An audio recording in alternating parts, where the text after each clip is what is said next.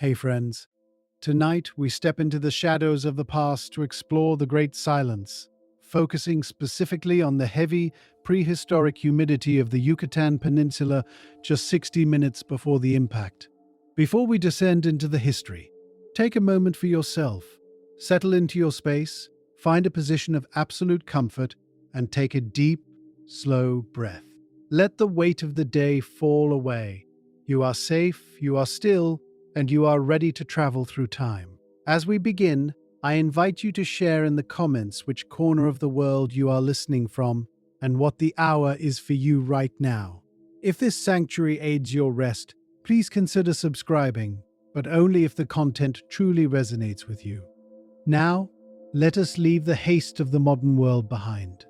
We begin our exhaustive exploration of the Great Silence. It is 11 o'clock in the morning, on a day that feels like any other in the Late Cretaceous period. You are standing on the edge of a lush limestone lagoon, where the air is so thick with moisture that it feels like a physical weight against your skin. The temperature is exactly 30 degrees Celsius, a steady and unwavering heat that has characterized this tropical paradise for millions of years. You inhale deeply, and the air tastes of damp earth, decaying vegetation, and the sweet, resinous scent of the laurel trees that crowd the shoreline. High above the sky is a brilliant clear blue, undisturbed by anything other than the occasional drift of a white cloud. However, if you look toward the north, there is something new. It is a tiny, silent pinprick of light, no larger than a grain of sand, hanging motionless in the firmament. It does not twinkle like a star, nor does it move across the sky like a bird. It is simply there, a second sun that has only just begun to announce its arrival to a world that remains blissfully unaware of its impending fate. And as you watch it, you notice the rhythmic thrum of life. The thrum comes from a nearby nesting colony of Quetzalcoatlus, the massive pterosaurs that dominate the coastal cliffs. Their wing membranes, stretched over bone and muscle, catch the light as they shift in their nests, creating a low-frequency vibration that you can feel in the soles of your feet. It is a sound of prehistoric industry, the rustling of leathery skin, and the occasional dry click of a beak. You are watching a mother pterosaur as she tends to her offspring, her movements slow and deliberate, governed by an instinct that has remained unchanged for millions of generations. The lagoon reflects the green canopy of the gymnosperm forests, where the needles of ancient pines and ginkgos fall into the shallow water, creating a dark, tea-colored infusion. The smell of this decaying organic matter is heavy and pungent, a scent of life and death locked in a perpetual cycle of renewal. You find yourself focusing on the small details of the environment, such as the way the sunlight filters through the broad leaves of the laurel trees, casting dappled shadows across the limestone floor. There is a sense of absolute equilibrium here, a biological clock that has been ticking for an eternity without interruption.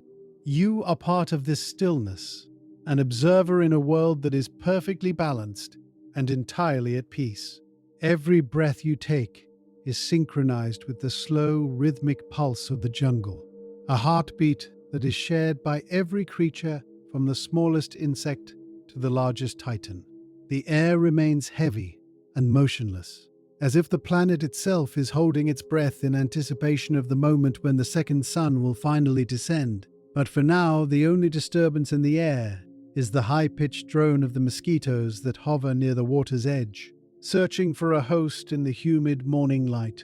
These ancient mosquitoes, known as Paleoculissus, move in small, erratic clouds, their iridescent wings catching the light as they weave through the ferns. You can hear the fine, needle-like hum of their flight, a sound that is both irritating and strangely comforting in its familiarity. You brush one away from your arm, feeling the slight dampness of your skin and the saltiness of your own perspiration. The humidity has reached its peak for the morning, and the air is saturated with the scent of the laurus trees, a sweet and spicy fragrance that lingers in the back of your throat. You look down at the ground beneath your feet, where the forest floor is covered in a thick carpet of needles and shed leaves. The gymnosperms have been shedding their foliage for weeks, and the resulting mat of vegetation is soft and springy, releasing a sharp, pine-like odor every time you shift your weight. It is a texture that is both firm and yielding, a natural cushion that has accumulated over many seasons of growth. You notice the specific way the light catches the dew that still clings to the undersides of the fern fronds. Tiny droplets of water that act like miniature magnifying glasses, revealing the complex patterns of the plant cells. The ecosystem is a masterpiece of small, interlocking parts, each one functioning in perfect harmony with the others. You feel a profound sense of safety within this complexity, as if the sheer density of life around you is a shield against any external threat. The second sun in the north has grown slightly larger now, its light beginning to rival the brilliance of the true sun, yet it remains silent and still, a ghostly interloper in a world that is defined by the sounds of water and wings. And you decide it is time to turn your attention back to your daily task of observation. Your task today is the careful cataloguing of the local insect life, a quiet and meditative pursuit that requires the utmost patience. You have been observing a single large dragonfly, a creature with a wingspan of nearly 30 centimeters, as it perches on a sun-bleached branch of a fallen redwood. Its body is a vibrant, metallic blue, and its four wings are as transparent as glass, etched with a delicate network of veins that remind you of the maps of ancient river systems. You take out your journal, a collection of vellum sheets bound in leather, and prepare to record the frequency of its wing beats. You watch as the dragonfly takes flight, its movement so fast that it becomes a blur of motion, yet you are able to discern the rhythmic pattern of its ascent. You count the beats in your head: 1, 2, 3, 4, 5, 6, 7, 8, 9, 10, recording the data with a steady hand. The administrative nature of this work is deeply soothing, providing a sense of purpose and order in a world that is otherwise vast and wild. You note the exact time, which is now 10 minutes past 11 o'clock, and the precise temperature of the air, which remains a constant 30 degrees. Each entry in your journal is a record of a moment that will never be repeated, a tiny fragment of the history of the world. You are a witness to the small miracles of the Cretaceous, the minute details that make up the fabric of reality. The dragonfly returns to its branch, its wings shimmering in the intense light of the two suns, and you feel a quiet satisfaction in the completion of your record. The world around you continues its slow, hypnotic dance, oblivious to the fact that the time for such observations is rapidly drawing to a close, as the atmosphere begins to change in ways that are subtle but unmistakable. The change begins with a slight vibration in the air, a frequency that is too high to be heard, but can be felt as a tingling sensation in your chest.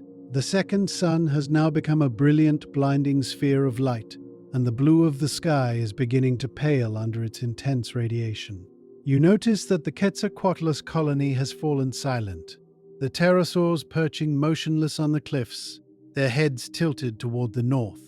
The high-pitched drone of the mosquitoes has also vanished, leaving only the sound of the water lapping against the limestone shore. The air feels thinner now, as if the oxygen is being pulled away toward the approaching bolide, and the scent of the laurel trees is replaced by a faint metallic tang. You feel a sense of profound stillness, a suspended moment in time where the past and the future meet in a single silent point. You look at your journal, the words you have just written appearing stark and permanent against the white vellum. You realize that you are standing on the threshold of an event that will redefine the planet, a moment of impact that will turn the limestone into gas and the forests into ash.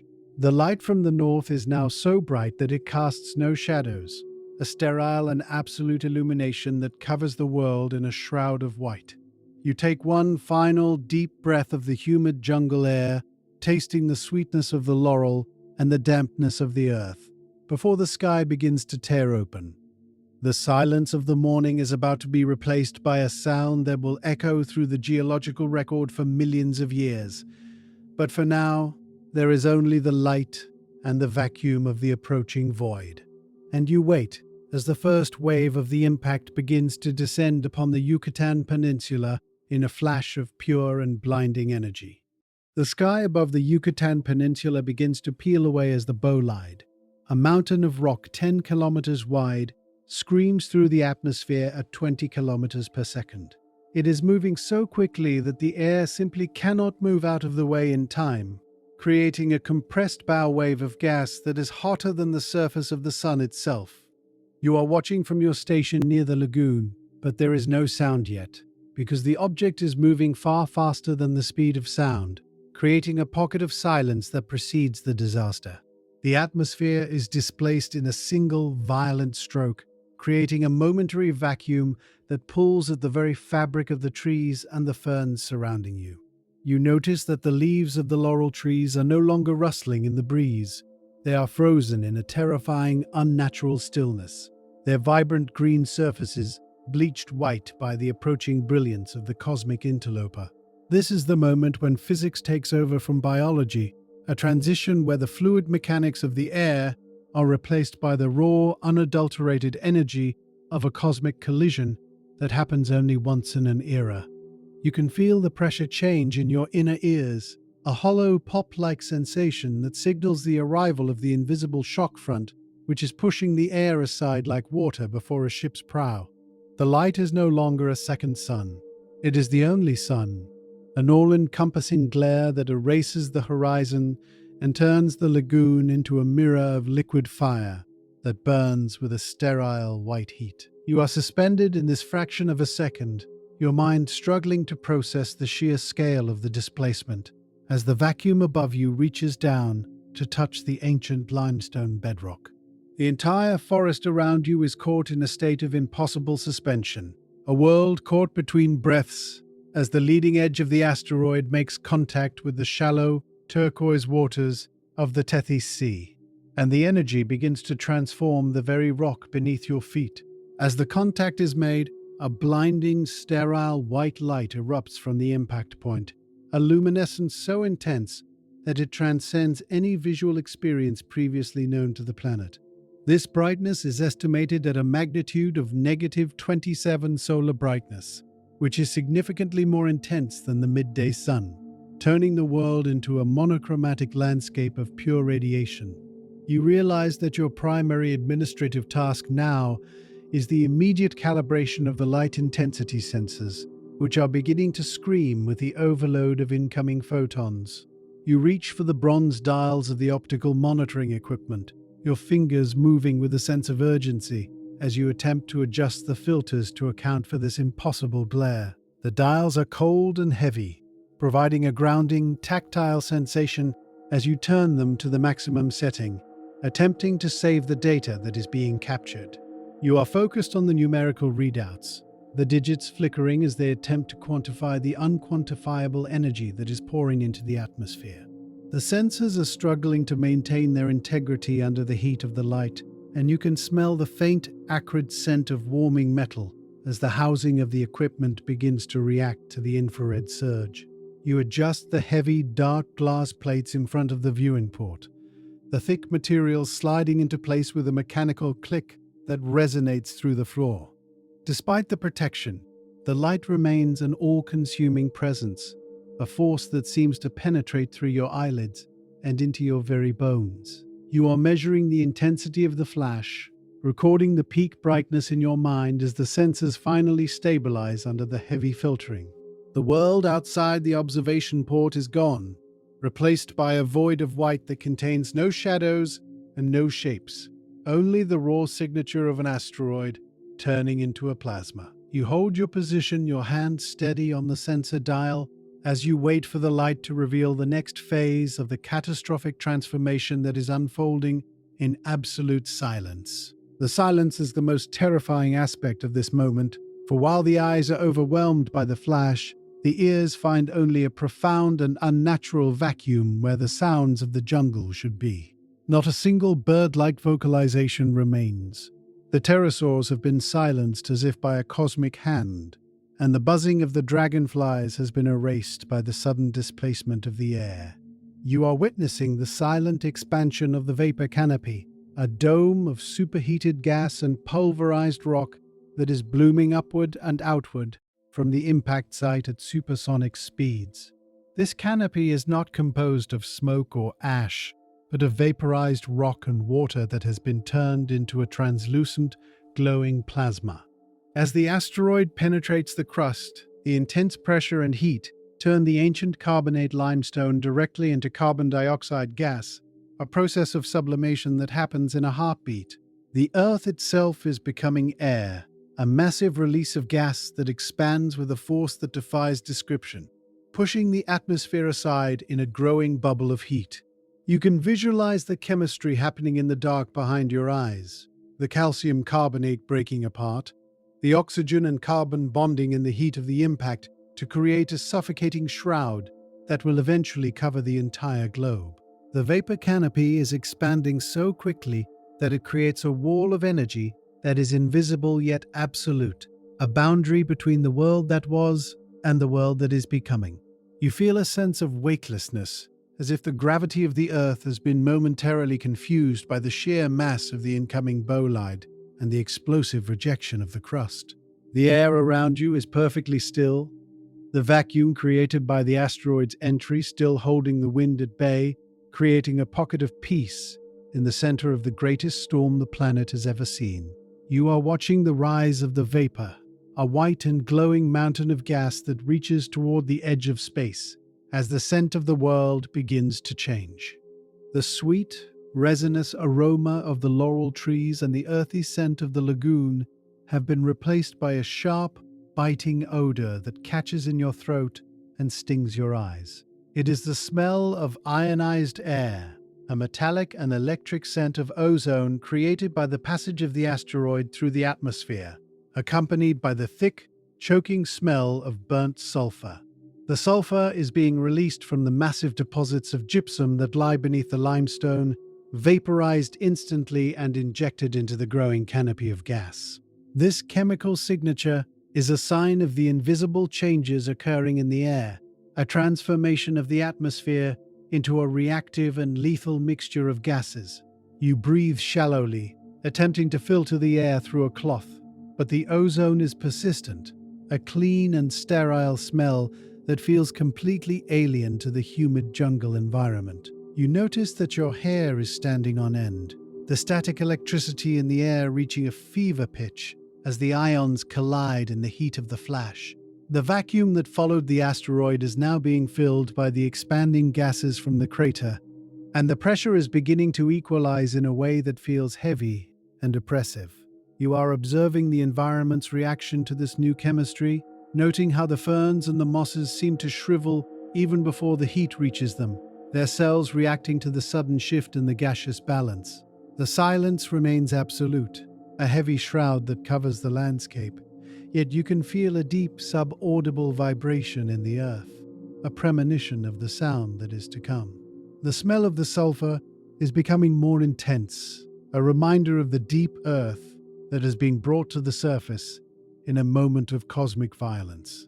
You feel a sense of detached curiosity, a scientific calm that allows you to note the exact shade of the glowing gas as it fills the sky, a pale and sickly yellow that marks the presence of the vaporized gypsum, while the world remains frozen in the white glare. The white glare begins to soften, shifting from a blinding monochromatic brilliance to a deep bruised purple as the initial flash fades and the debris begins to shield the sun. This marks the transition out of the immediate impact moment and into the first few minutes of the new era, a time where the light is no longer coming from the sun, but from the glowing earth and the incandescent sky. You are preparing your station for the next phase of the disaster, checking the structural integrity of your shelter and ensuring that your recording devices are still functioning. The administrative tasks of the watch continue even as the world as you knew it ceases to exist, providing a necessary anchor for your mind in the face of the overwhelming scale of the event. You look at the Mercury-style scale on the wall, noting that the temperature has not yet begun its massive climb, but the needle is beginning to tremble with the vibration of the approaching shockwave. The vacuum is being replaced by a heavy, still air that feels like it is charged with a hidden energy, a tension that is palpable in every fiber of your being. You take a moment to adjust your position, finding a place of greater stability as you prepare for the thermal pulse that you know is coming next. The silence is finally beginning to crack, replaced by a low-frequency rumble that seems to come from the very core of the planet, a sound that is more felt than heard. You are a witness to the final seconds of the great silence, the brief interval of peace that followed the flash, before the heat and the sound arrive to claim the landscape. The atmosphere is thick with the scent of the sulfur and the ozone, a chemical record of the impact that will be preserved in the rocks for 66 million years. You take a final deep breath of the air before it becomes too hot to breathe, feeling a sense of somber continuity as you prepare to record the arrival of the infrared radiation, which is already beginning to warm the stone walls of your observatory. It is now exactly 15 minutes after the moment of impact, and the world has entered a phase of terrifying invisible transformation. The blinding light of the initial flash has faded into a deep and sickly violet, but in its wake comes a different kind of energy. You are standing within your sheltered observatory, watching the large Mercury-style scale that is mounted firmly to the limestone wall. This instrument, designed for the precise measurement of environmental fluctuations, is now your primary focus as the thermal pulse begins its arrival. You observe the silver liquid within the glass tube as it starts to climb, not with the slow pace of a morning sunrise, but with a rapid and relentless momentum. The needle on the gauge trembles as the ambient temperature outside begins to soar, rising far beyond the 30 degrees Celsius that defined the equilibrium of the morning. You can feel the heat radiating through the thick stone walls, a dry and searing pressure that seems to search for any crack or seam in your defenses. It is the infrared radiation pulse, a massive wave of heat energy that has been traveling outward from the crater, and it is now beginning to cook the very air of the Yucatan Peninsula. You reach out to touch the surface of the scale, and the wood of the mounting bracket feels unnaturally warm to your fingertips, a tactile warning of the power that is currently washing over the landscape. You are meticulously monitoring the rise, noting that the temperature has reached 50 degrees, then 60, then 70, in a span of mere seconds. The administrative necessity of this record provides a small measure of control in a situation that is otherwise beyond human comprehension. You take a breath of the air inside your shelter, which is becoming dry and tinged with the scent of hot dust, and you realize that the equilibrium of the Cretaceous has been shattered forever as the thermal pulse continues to intensify. The world outside the thick limestone walls of your sanctuary is beginning to ignite in a display of spontaneous and terrifying combustion. Through the narrow, protected viewing slit, you can see the fern prairies that once stretched toward the horizon, their vibrant green fronds now turning a brittle, scorched brown in the intense infrared glare. The heat has become so extreme that the dry leaf litter on the forest floor, accumulated over months of tropical growth, begins to smolder and then erupt into flame without the need for a spark. You watch as the fires spread with a deliberate and relentless speed, moving across the landscape like a living thing. The scent of the burning gymnosperms reaches you even through the seals of your observatory, a heavy and pungent aroma of resin and ancient wood being consumed by the pulse. It is a smell that is both familiar and alien, the scent of a forest fire amplified 1,000 times by the energy of the impact.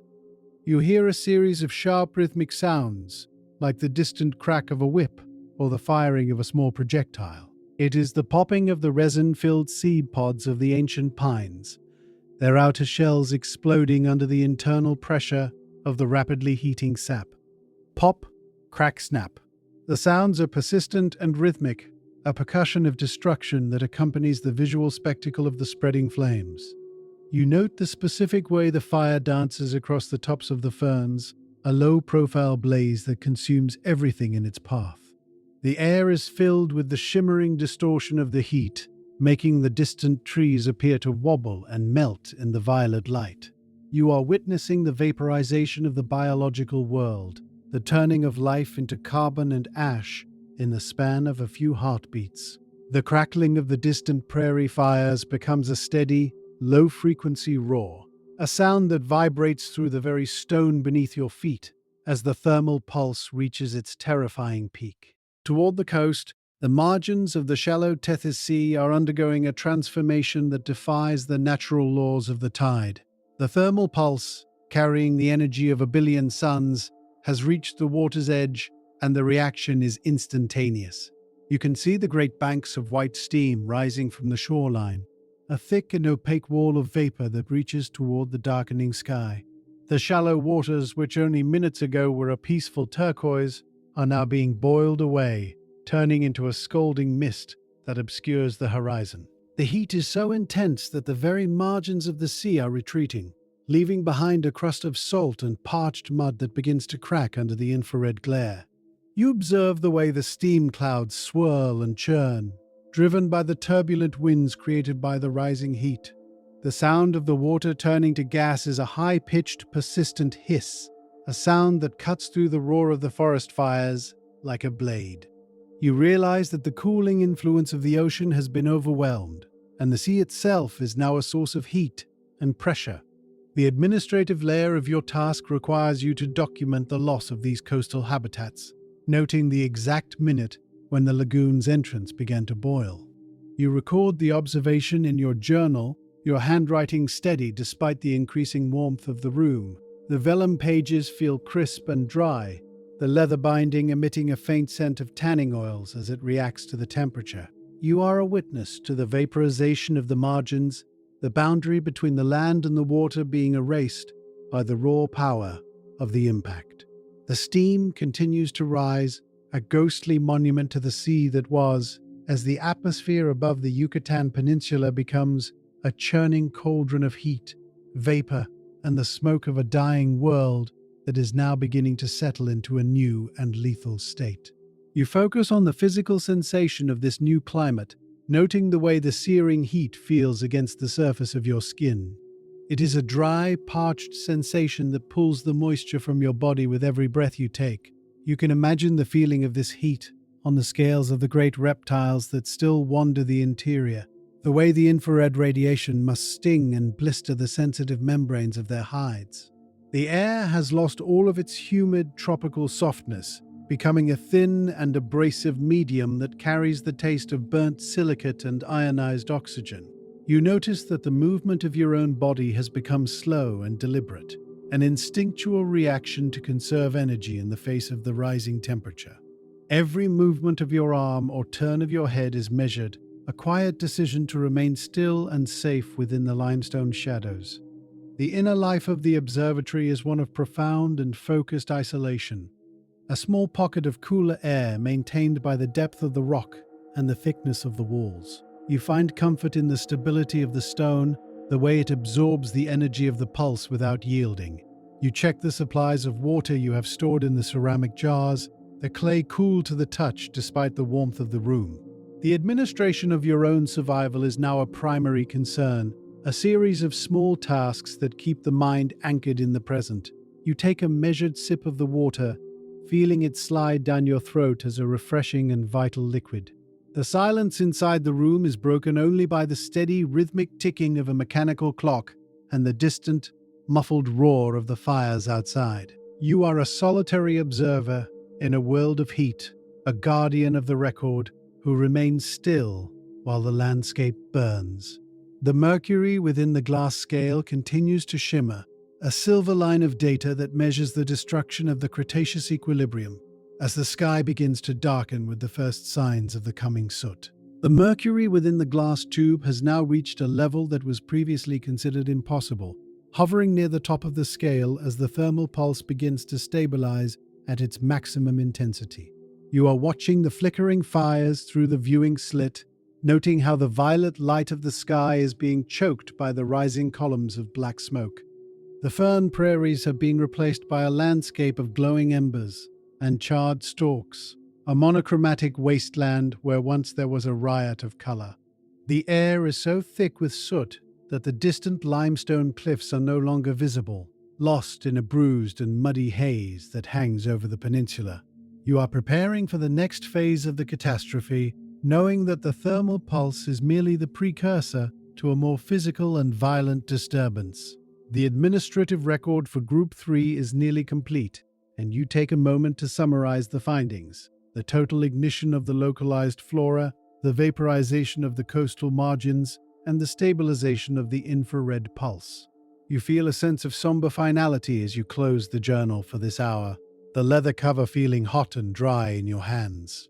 The inner life of the sanctuary is one of quiet anticipation, a realization that the safety of the stone may soon be tested by forces far greater than heat alone.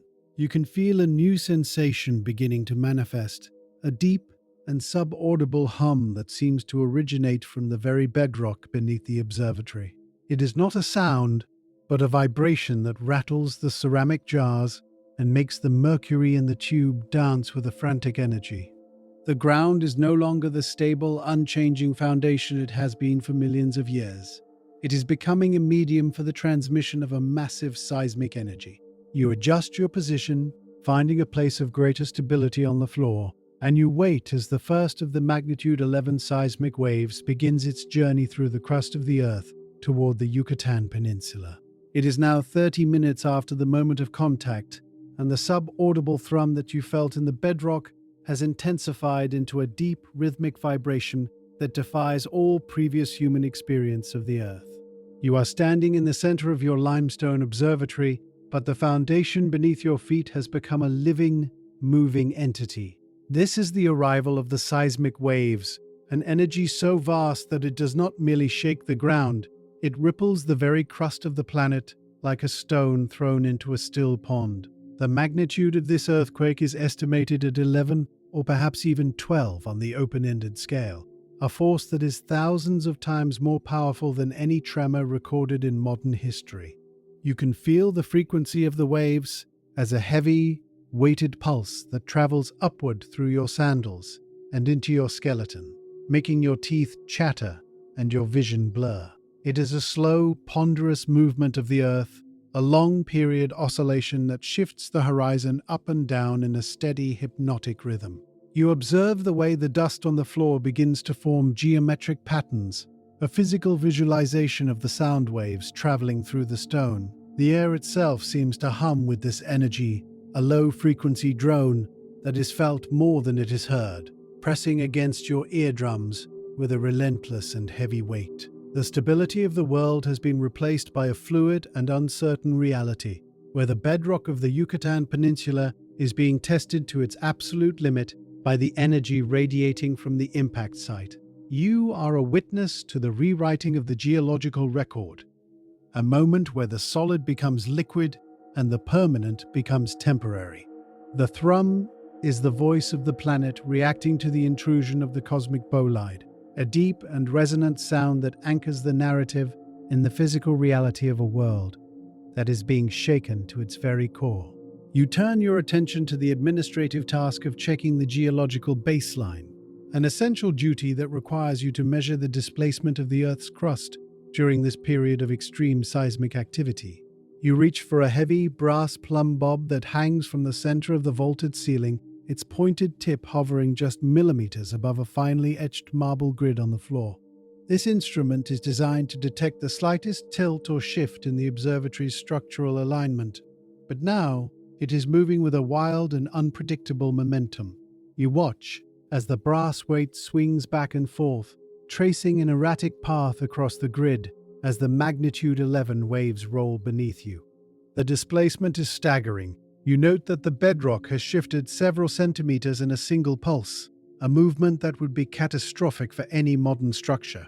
You take your stylus and record the measurements in your journal, your handwriting appearing jagged and shaky as the floor continues to heave. Every number you write is a testament to the raw power of the impact, a quantification of the energy that is currently reshaping the geography of the peninsula. You observe the specific way the pendulum moves, noting the duration of each oscillation and the direction of the primary shock front. The administration of this data provides a necessary focus for your mind, a way to organize the chaos into a series of logical and sequential observations. You are monitoring the integrity of the geological foundation ensuring that the record of this displacement is preserved for the future. The room is filled with the sound of the brass weight clicking against the stone, a sharp and rhythmic noise that punctuates the deep, low-frequency roar of the earth itself. You feel a sense of profound and quiet purpose as you document the movement of the crust, a realization that even in the face of force, the human desire for order remains a steady influence. Outside the sanctuary, the landscape is undergoing a process known as liquefaction, a phenomenon where the solid ground loses its strength and behaves like a liquid under the intense pressure of the seismic waves. You look through the viewing slit and see that the coastal sediments, once firm and stable, have been turned into a churned and bubbling soup of mud and sand. The limestone cliffs that once stood as silent sentinels over the turquoise lagoon are now beginning to crumble, their foundations undermined by the vibration of the bedrock. You hear the rhythmic clattering of loose stones as they are shaken from the cliff faces, a sound like 1,000 falling hammers hitting the floor of the jungle. Clatter, crash, rumble. The noise is persistent and heavy, a percussion of geological failure that accompanies the movement of the earth. You observe the way the water in the lagoon is being displaced, thrown upward in jagged plumes as the floor of the basin rises and falls. The trees that survived the initial thermal pulse are now being swallowed by the liquefying soil, their roots losing their grip on a world that has turned to water. The air is filled with the smell of churned mud and the ancient, metallic scent of broken limestone, a fragrance of the deep earth brought to the surface by the shaking.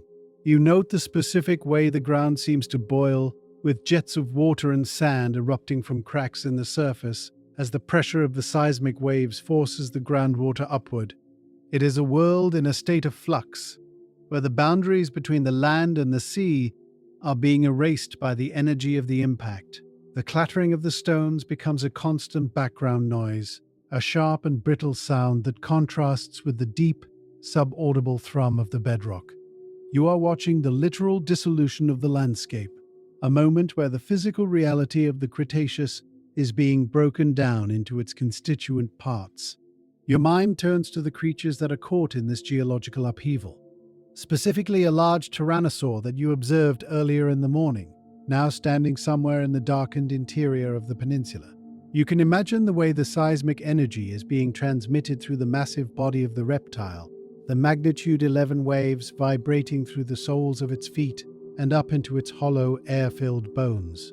This animal is built for the resonance of the earth, its skeleton a masterpiece of biological engineering that is now being tested by a frequency it was never designed to endure.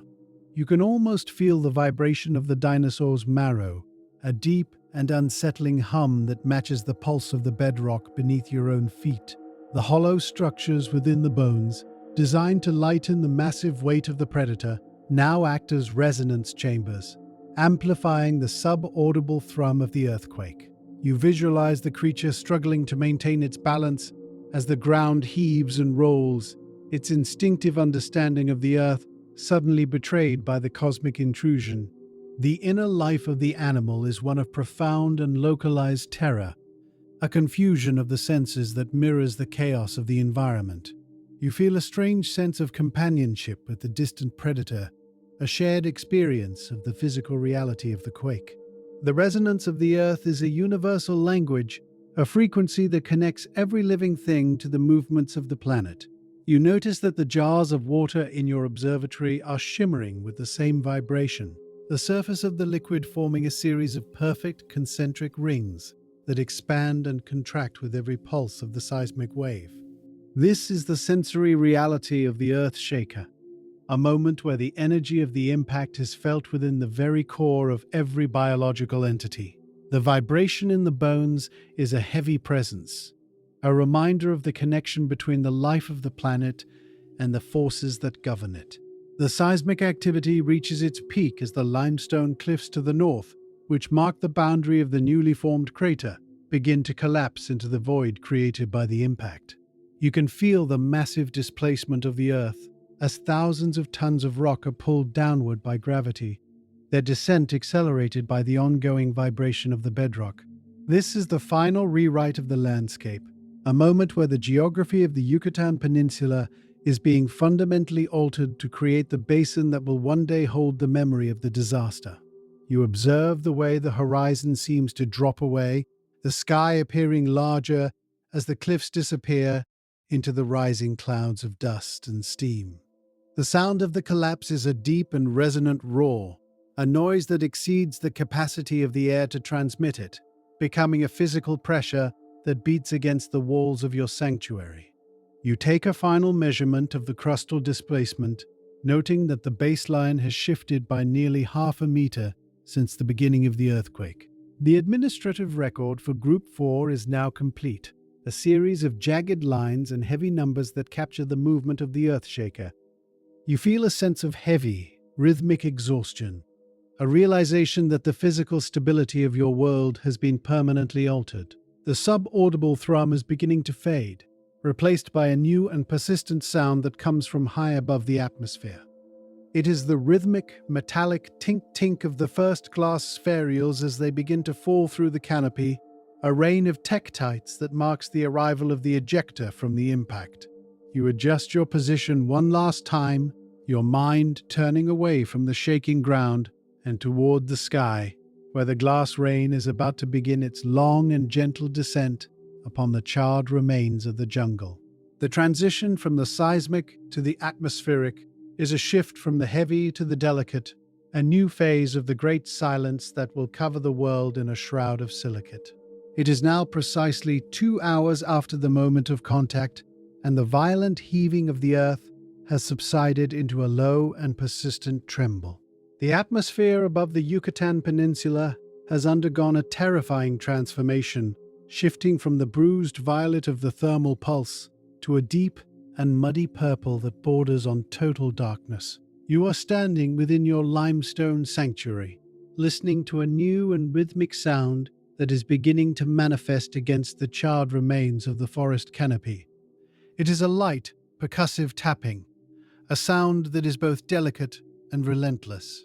Tink, tink, tink. This is the arrival of the glass rain, a fallout of billions of tiny ejector spherules that were launched into the upper reaches of the atmosphere during the initial impact. These tektites, formed from the molten droplets of target rock and asteroid material, have cooled into perfect spheres of glass as they tumbled through the vacuum of space, and they are now returning to the Earth as a searing, kinetic rain. You observe the way they bounce off the stony ground outside your viewing slit, their surfaces shimmering with a faint, residual heat. The administrative task for this hour is the collection and identification of these cooling glass beads, a quiet and methodical process that requires you to step briefly into the parched air of the exterior.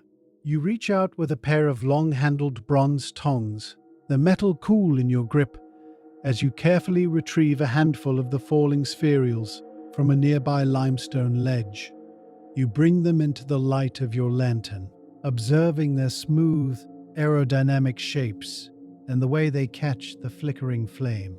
They are like tiny, dark pearls of history, each one a physical record of the temperature and pressure of the impact. The air smells of burnt silicate and a strange metallic ozone, a fragrance that is both sterile and suffocating. You are a witness to the beginning of the glass rain, a persistent and gentle storm that marks the transition from the violent energy of the impact to the slow, atmospheric settling of the world. The tektite rain is now falling with a steady and unwavering intensity, creating a textured soundscape that fills the silence of the darkened afternoon. You are sitting at your stonework bench, sifting through the handful of ash and glass that you have just collected from the exterior ledge. The administrative layer of your work involves the careful sorting of these spherules by size and color, a task that provides a necessary distraction from the oppressive darkness outside.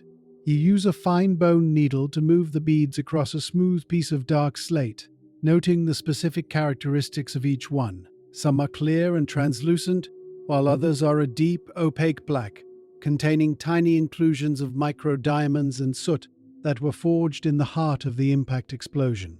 Slide, plick, sort. The sound of the glass beads moving across the slate is a soft and musical rasping, a repetitive noise that matches the slow and steady rhythm of your breathing. You find a sense of quiet comfort in the precision of the task, the way the small physical objects can be organized into a logical and sequential record. Each spherule you identify is a piece of the puzzle, a fragment of the asteroid or the Yucatan crust that has been transformed by the physics of the collision. You notice that the tektites are still warm to the touch, a lingering heat that reminds you of the fire that created them. The air inside the observatory is becoming thick with the scent of burnt silicate, a dry and abrasive smell that seems to coat the back of your throat. You take a moment to record the average diameter of the spherules in your journal, your handwriting appearing sharp and clear in the golden light of the lantern. The numbers represent the kinetic energy of the re-entry, a quantification of the atmospheric friction that has heated the air to the point of glowing. You are the curator of the glass rain, the one who documents the falling of the sky, ensuring that even the smallest fragments of the catastrophe are preserved in the historical record of the Great Silence. Outside the limestone walls, the sky has become so thick with ejecta and soot that the sun is no longer a visible disk, reduced to a faint and sickly glow that barely penetrates the purple gloom. This is the stabilization of the fallout shroud, a global event that is turning the atmosphere into a dense and opaque medium. You observe the way the glass rain continues to fall, the tiny beads now accumulating in drifts along the roots of the charred laurel trees. The landscape is being covered in a layer of grey ash and dark glass, a monochromatic shroud that erases the vibrant colors of the Cretaceous. You notice the sensory details of the fallout, the way the air feels heavy and abrasive against the skin, and the specific, metallic taste of the dust that lingers on your tongue. The administrative task of monitoring the atmospheric density is now your primary concern, as you use a series of graduated glass cylinders to measure the rate of the ash accumulation. You place the cylinders in a protected alcove, watching as the fine grey powder slowly fills the base of the glass. Measure, record, reset. The process is slow and meditative, a way to track the passage of time in a world where the sun has been erased. You are documenting the thickening of the atmosphere, the slow and steady accumulation of the debris that will eventually block the light for months to come. The sound of the tektites hitting the glass cylinders is a sharp and brittle ringing, a sound that contrasts with the soft and muffled thumping of the ash hitting the ground. You feel a sense of profound and quiet isolation, a realization that you are witnessing the beginning of the great darkness from within a safe and stone-lined sanctuary. The inner life of the observatory is one of focused observation, a quiet decision to remain a witness to the atmospheric collapse. You take another deep breath of the filtered air, feeling the weight of the new world settling over the Yucatan Peninsula as the glass rain continues its persistent and rhythmic descent from the heavens. The re-entry of the billions of tektites has created a secondary thermal pulse in the upper atmosphere, as the friction of their descent heats the air to a glowing incandescent heat. You can see the result of this energy through the viewing slit, the sky appearing to shimmer with a faint, terrifying radiance that illuminates the falling glass rain from above. It is a light without a source, a diffuse and ghostly glow that reveals the silhouettes of the dead trees and the jagged outlines of the limestone cliffs.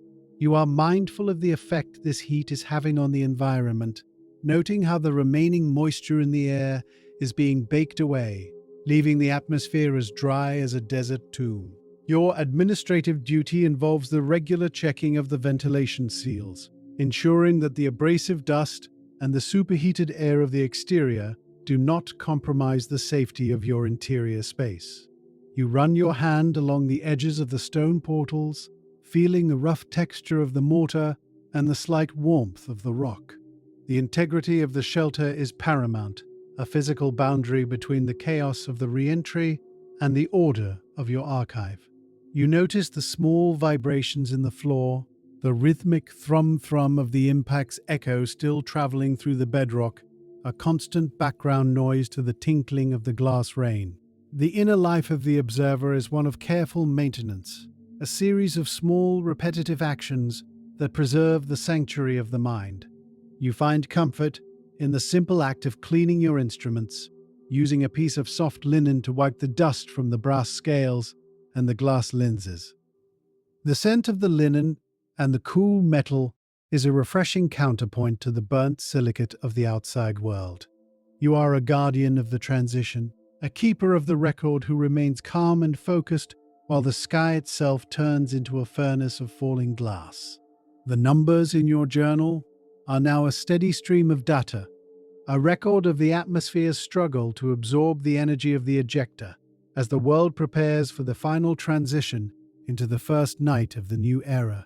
As the first 2 hours of the fallout draw to a close, the intensity of the glass rain begins to shift from a frantic storm to a gentle and persistent drizzle. The drifts of tektites and ash have reached a depth of several centimeters across the forest floor, creating a landscape that looks like a world of grey snow.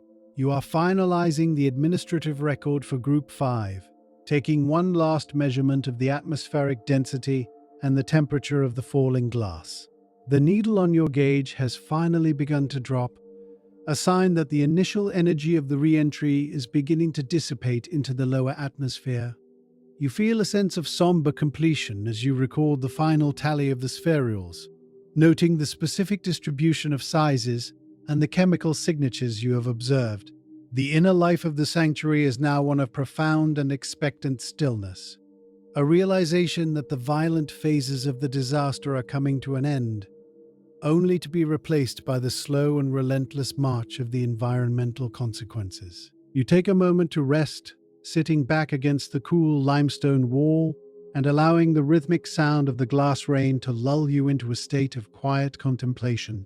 Tink, tink, pause. The gaps between the falling beads are growing longer, a sign that the majority of the ejector has returned to the earth. The sky remains a bruised and muddy purple, but the ghostly glow of the upper atmosphere is fading, leaving the world in a state of terminal twilight.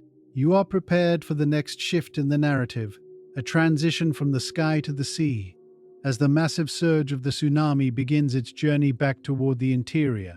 The administration of the record continues, an unbroken thread of observation that connects the prehistoric past to the uncertain future. You pick up your lantern and move toward the western portal, your mind turning toward the sound of rushing water that is beginning to emerge from the silence of the horizon. The great silence is about to be broken by the cold and relentless weight of the ocean, and you are ready to witness the return of the tide. It is now 6 hours after the initial moment of the contact, and the atmosphere of the Yucatan Peninsula has reached a state of heavy, fluid anticipation. You are standing at the western portal of your limestone sanctuary, where the smell of the burnt silicate from the glass rain is being slowly overtaken by a much colder and sharper aroma. It is the scent of the deep sea, a briny and metallic fragrance that carries the weight of the entire Gulf of Mexico within its breath. You listen as a new sound begins to emerge from the horizon, a low-frequency roar that is distinct from the seismic thrum or the crackling of the forest fires. This is the arrival of the tsunami surge, a wall of water nearly 100 meters high, which was displaced by the asteroid's entry into the shallow Tethys Sea. The sound is persistent and rhythmic, a cold and rushing noise that grows louder with every passing second, echoing through the hollowed-out remains of the gymnosperm forests. You notice that the bruised purple of the sky is reflected in the dark, churning surface of the approaching water, making the horizon appear as a seamless curtain of shadow. This inundation is moving with a terrifying fluid momentum, claiming the low-lying lagoons and the limestone valleys that you have catalogued with such care over the preceding hours. You feel the air pressure change once again, a damp and heavy coolness that settles over your skin as the spray of the ocean begins to mingle with the falling ash. The narrative of the impact has shifted from the fire of the sky to the cold weight of the water, a massive and relentless force that is currently rewriting the interior geography of the peninsula.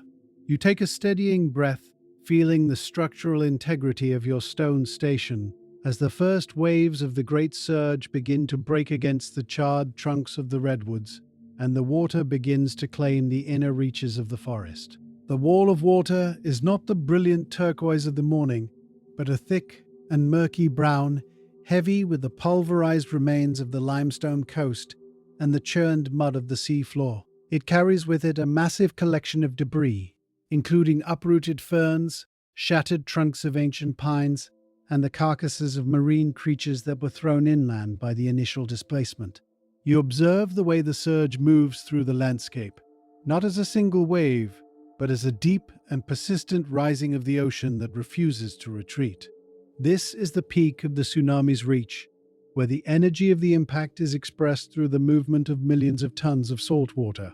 As the surge passes over the flat plains of the interior, it begins to create what the geologists of the future will call mega ripples, massive waves of sediment that are deposited in rhythmic, parallel ridges across the forest floor.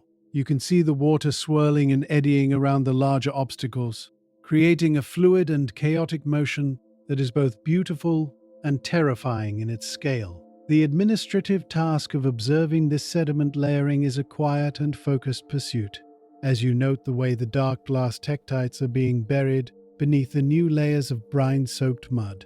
Each ridge and ripple is a physical record of the water's velocity, a quantification of the kinetic energy that is now surging through the center of the peninsula. The sound of the water is a continuous, multi-layered roar, a symphony of crashing waves and the grinding of stones that fills the humid air. You find a sense of hypnotic focus in the movement of the tide, the long and flowing sentences of the ocean's return providing a new rhythm for your observations. You are a witness to the fluid rearrangement of the world, a moment where the earth itself is being rearranged by the weight of the tide. The smell that accompanies this inundation is a complex and sharp mixture of salt, brine, and the ancient earthy scent of churned mud that has not seen the light of day for millions of years. It is a fragrance that is both refreshing and suffocating, a cold reminder of the ocean's absolute power over the land. You notice the way the salt water reacts with the charred remains of the forest, creating a dark and brackish soup that carries the scent of wood smoke and sea spray.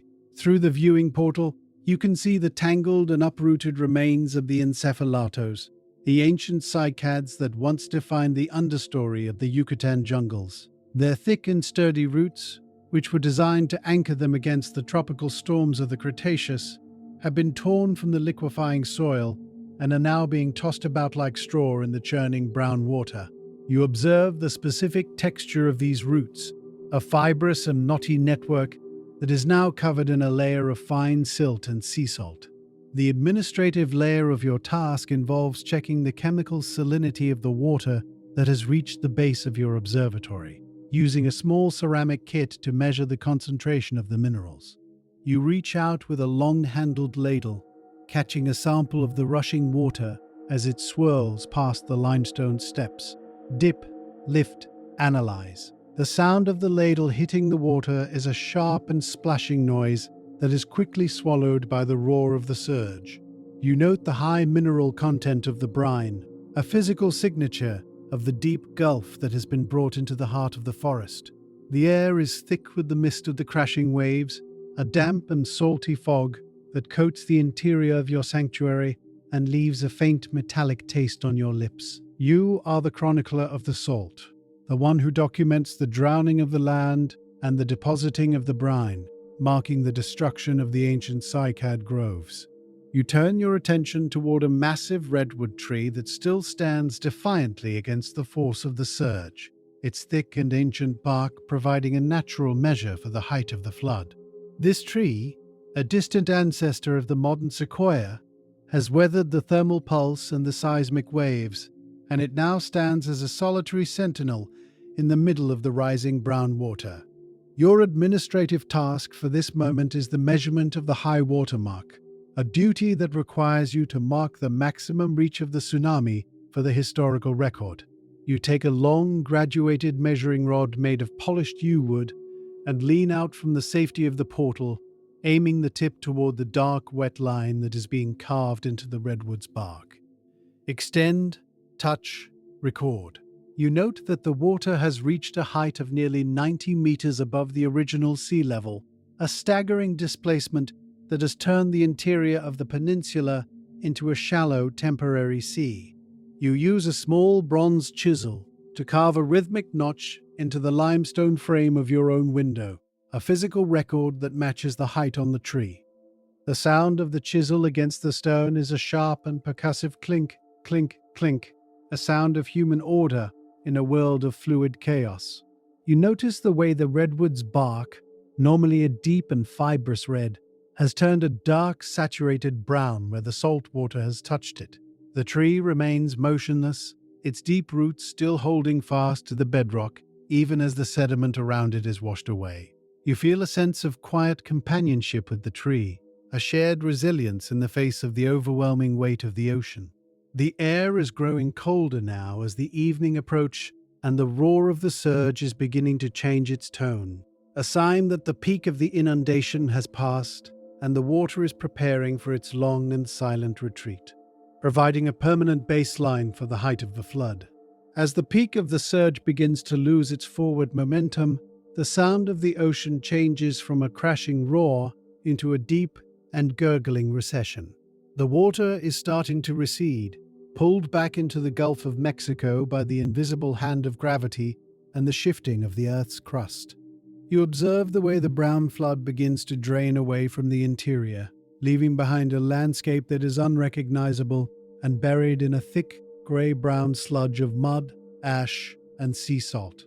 The retreat of the water is a slow and fluid process, a long and rhythmic draining that exposes the tangled remains of the forest and the new parallel ridges of the mega ripples. You can hear the sound of the water rushing through the new channels it has carved in the limestone, a hollow and echoing noise that fills the darkening air.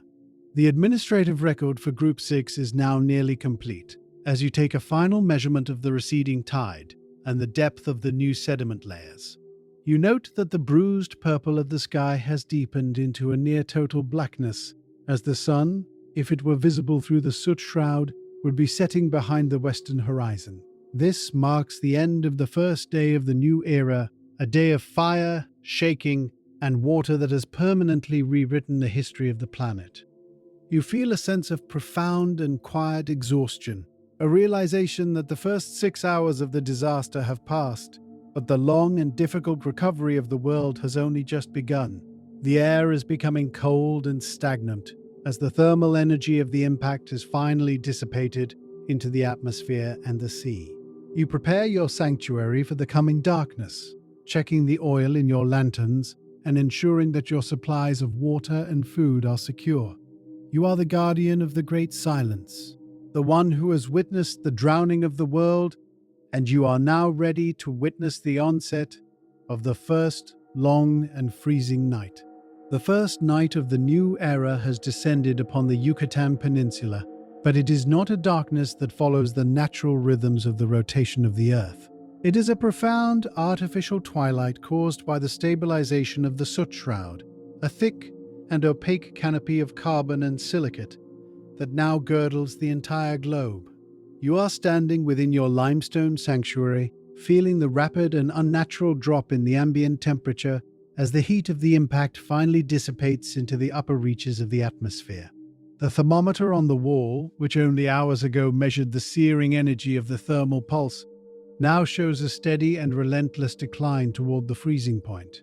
The air is no longer a humid tropical medium. It has become thin, dry, and biting, carrying a cold that seems to bypass the skin and settle directly into the marrow of your bones. You notice that the bruised purple of the afternoon sky has been replaced by an absolute velvet blackness that contains no hint of moonlight or starlight. It is a darkness so dense that it feels like a physical weight, pressing against your eyes and distorting your sense of space and direction. You adjust the heavy woolen cloak around your shoulders, the fabric feeling rough and substantial against your skin, providing a small measure of warmth in a world that is rapidly freezing. The sound of the wind has vanished, leaving only a stagnant and heavy silence that is more oppressive than any roar of the ocean or the earth. You are witnessing the twilight of the giants, a moment where the great warmth of the Cretaceous has been replaced by a cold and silent void. You take a slow, deep breath, tasting the metallic dust that still lingers in the air, and you realize that the world has entered a state of hibernation from which many will never awaken. The administrative record for this hour begins with the documentation of this temperature drop, a sequence of numbers that marks the end of the long summer of the dinosaurs. Through the narrow viewing portal, you observe a subtle and beautiful phenomenon that is occurring in the total darkness of the night.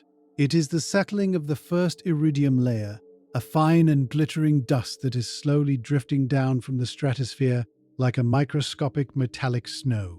This dust is composed of the vaporized remains of the asteroid itself, an element that is rare in the crust of the Earth but abundant in the heart of cosmic travelers.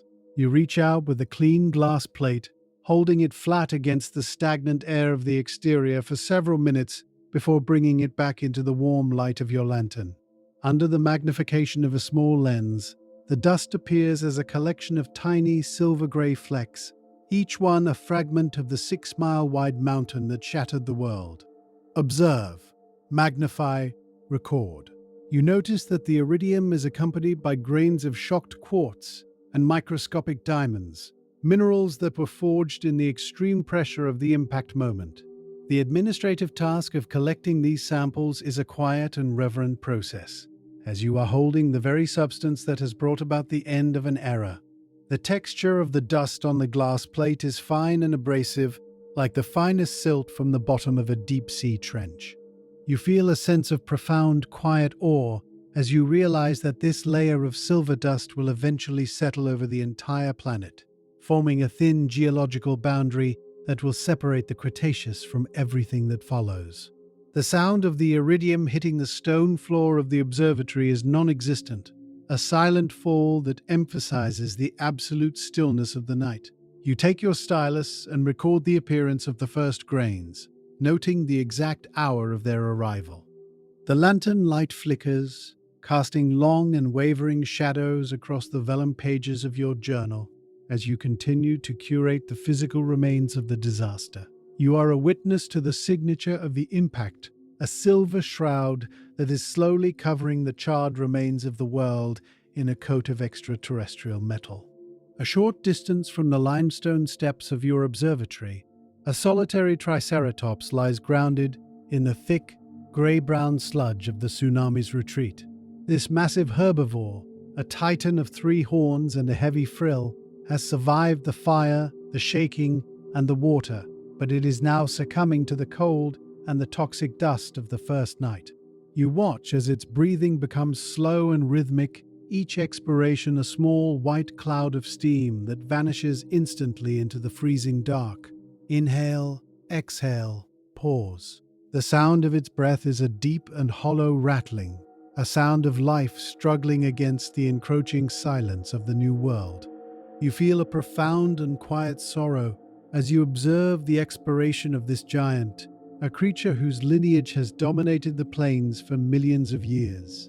Its massive head, once held high in defiance of predators, now rests heavily upon a mound of churned mud and broken fern fronds.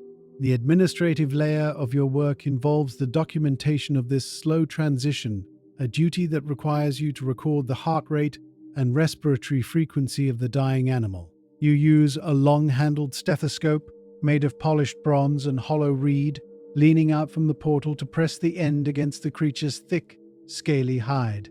You can hear the slow, rhythmic thump-thump of the heart, a sound that is becoming fainter and more erratic with every passing minute. The hide of the Triceratops feels cold and leathery under the metal of the instrument, its natural warmth having been stolen by the stagnant air. You are a witness to the twilight of its kind, a solitary watcher at the bedside of a dying species. The darkness around the animal is absolute, save for the faint glow of your lantern reflecting in its large, unblinking eye. You feel a sense of shared vulnerability, a realization that the safety of your stone walls is the only thing separating you from the same fate. The heart of the giant beats one final heavy time before falling silent, leaving only the sound of the iridium snow as it settles upon its cooling frill in the absolute dark. The silence that follows the expiration of the Triceratops is so profound that you can hear the faint crystalline sound of the moisture in your own breath freezing as it leaves your lips. You are standing in a world that has become a sensory vacuum, where the lack of light and sound has created a state of absolute, heavy isolation. There is no wind to rustle the charred remains of the trees, no insect noise to fill the air, and no sound of water from the distant receded sea. The only sensory input is the cold, metallic taste of the dust on your tongue, a sharp and abrasive flavor of burnt rock and sulfur that lingers in the back of your throat. You notice the way your own body reacts to this silence, your heart rate slowing to match the stagnant pulse of the environment. The air feels thick and unmoving, as if the entire atmosphere has been turned into a solid block of obsidian. You find a sense of grounding in the small physical sensations of your inner life, the warmth of your own hands tucked into your cloak, the feeling of your feet firmly planted on the limestone floor, and the rhythmic sound of your own steady breathing. Every sound you make, no matter how small, seems to echo in the vastness of the darkness, a reminder of your continued existence in a world that has been erased. You take a moment to adjust the wick of your lantern, the small, golden flame providing a tiny circle of safety in the center of the void. The scent of the tallow and the warm metal is a comforting and familiar fragrance, a sensory anchor that prevents the darkness from overwhelming your mind. You are the guardian of the great silence, the one who remains conscious and alert while the rest of the planet slips into a deep and freezing slumber. The administrative record for Group 7 is a quiet and somber collection of facts, a documentation of the end of the light and the beginning of the long cold night. You feel a sense of profound and quiet resilience, a realization that even in the face of absolute darkness, the human spirit continues to observe, to record, and to wait for the return of the sun. Your final administrative task for the first night of the new era is the counting of the stars, a duty that has become an exercise in futility and somber reflection. You look upward through the open roof slit of the observatory, searching for the familiar constellations that have guided the travelers of the Cretaceous for generations. The Great Bear, the Hunter, and the Dragon are gone, hidden behind a thick and impenetrable veil of soot and aerosol haze. You realize that you are standing on a planet that has been blinded, its view of the cosmos severed by the debris of its own catastrophe. You use a long brass sighting tube to scan the sky, but you find only a uniform and velvet blackness that contains no hint of the billions of suns that lie beyond. Search, wait, record. You note in your journal that the number of visible stars is exactly 0, a number that carries the weight of a world in exile. The darkness of the sky is reflected in the darkness of your own thoughts, a realization that the light of the stars may not return for many years. You notice that the air is becoming even colder, as the last of the heat from the impact is lost to space, leaving the planet to freeze under its own shadow. You take a final look at the darkened horizon, feeling the weight of the night's isolation pressing down upon you. The administrative record for Group 7 is now complete, a series of observations that capture the transition from the twilight of the giants to the absolute silence of the first night. You feel a sense of heavy, rhythmic exhaustion, a realization that the first day has finally come to an end. You prepare your sanctuary for the long watch of the coming week, ensuring that your lanterns are full and your woolen blankets are ready. You are the chronicler of the dark, the one who marks the disappearance of the stars and the arrival of the iridium snow. As you settle into your sleeping niche, you can hear the faint, rhythmic ticking of the mechanical clock, a sound of human time that continues to count even in a world where the sun has forgotten to rise and you wait for the next phase of the silence. The transition from the first night into the first full week of the new era is marked not by the return of the sun, but by a deepening and more permanent sense of atmospheric stagnation. You are standing within the central chamber of your observatory, where the golden light of the tallow lantern is the only thing that separates the world of the living from the absolute void of the soot shroud. It is now the second day, yet the sky remains a heavy and impenetrable wall of velvet blackness, a ceiling of carbon that has effectively severed the connection between the earth and the heavens. The most profound and terrifying consequence of this darkness is currently unfolding beneath the surface of the distant, lightless oceans. You are aware that the phytoplankton, the microscopic organisms that form the very foundation of the marine food chain, are beginning to perish in staggering numbers. Without the energy of the sun to drive the process of photosynthesis, these tiny drifting plants cannot survive, and their sudden disappearance is a death knell for the life of the sea. You can almost feel the silence of the oceans, a vast and lightless world where the rhythmic pulse of life is slowing to a halt. The administrative task for this morning involves the first of your long-term environmental logs, specifically the recording of the atmospheric clarity levels. You use a specialized optical instrument, a small bronze tube fitted with a series of finely ground glass lenses, to peer through the viewing slit toward the northern horizon. You are searching for any hint of a break in the clouds, any sliver of light that might indicate a thinning of the aerosol haze. Observe, wait, document. You note in your journal that the clarity remains at 0%, a number that you write in full, elegant script upon the vellum page. The air inside the room is cold and still, carrying the faint metallic scent of the iridium dust that continues to settle upon the world. You are a witness to the beginning of the Great Darkness, a week of stagnation where the life of the planet begins to starve for the light of a star that it can no longer see. As the third and fourth days pass in a state of terminal twilight, the collapse of the food chain moves from the lightless oceans onto the charred and frozen land. You are sitting at your stone desk, illuminated by the steady flame of a fresh lantern, engaged in the vital administrative task of monitoring the declining oxygen levels within the stagnant atmosphere. Without the phytoplankton of the seas and the lush forests of the Cretaceous to replenish the air, the global balance of gases is beginning a slow and relentless shift. You use a delicate chemical apparatus, a series of glass vials filled with reactive liquids that change color in the presence of specific elements, to measure the quality of the air that seeps through the heavy seals of the sanctuary. You carefully introduce a measured sample of the exterior air into the first vial, watching as the liquid turns from a clear blue to a pale, sickly green. This indicates a measurable drop in the concentration of oxygen, a result of the total cessation of photosynthesis across the entire peninsula. You record the findings with a steady hand, writing out the numbers 37 and 38 to mark the progress of the week. The administrative necessity of this record provides a grounding focus for your mind, allowing you to quantify the slow suffocation of the world. You notice the sensory details of the room, the way the air feels increasingly heavy and thin, and the specific dry taste of the carbon dust that seems to permeate every surface.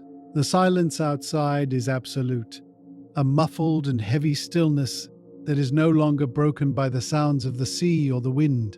The inner life of the observatory is one of quiet, respiratory economy, as you move with slow and deliberate grace to conserve the precious air within your stone walls. You take a measured sip of water, the liquid cold and refreshing against your parched throat, and you feel a sense of profound and quiet resilience. You are the custodian of the atmosphere, the one who marks the slow decline of the world's breath while waiting for the first signs of the coming breakdown of the dead.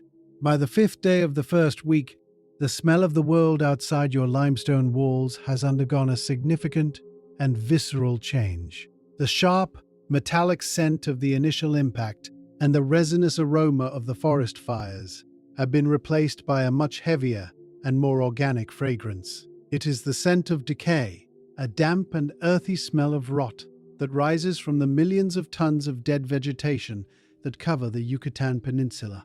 The great ferns, the majestic laurels, and the ancient redwoods have all succumbed to the darkness and the cold, and their remains are now beginning to break down in the stagnant air.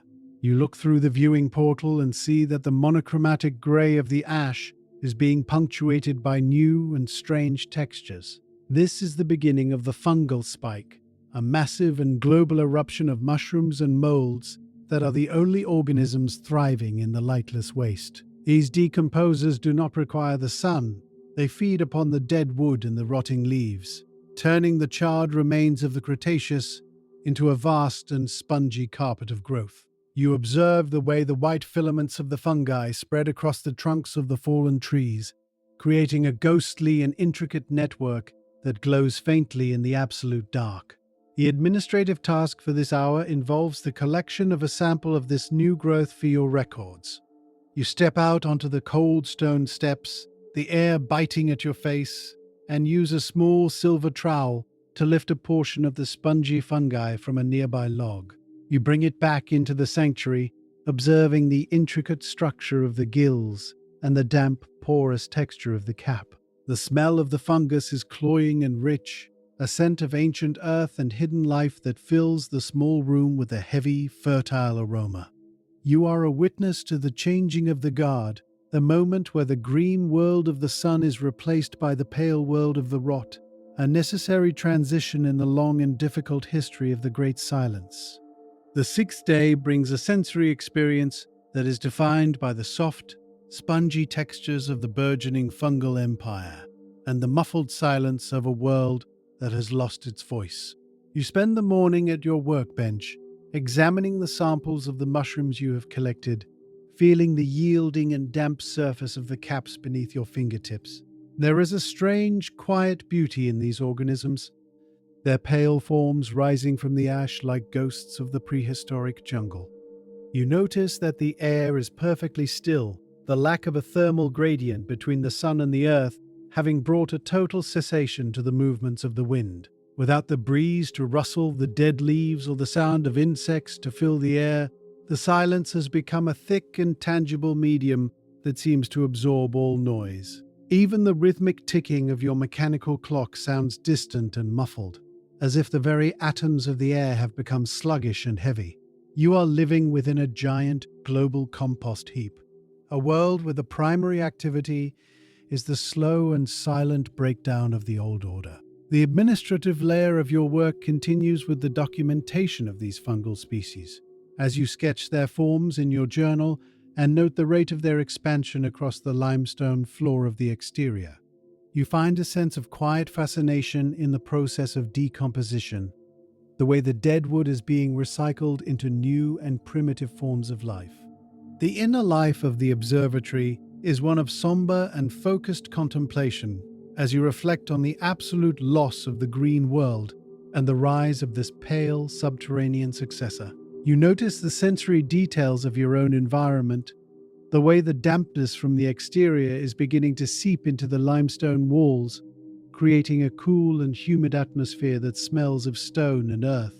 You are the chronicler of the rot, the one who marks the end of the food chain and the beginning of the fungal spike, ensuring that the history of this transition is preserved for a future that will one day see the light again.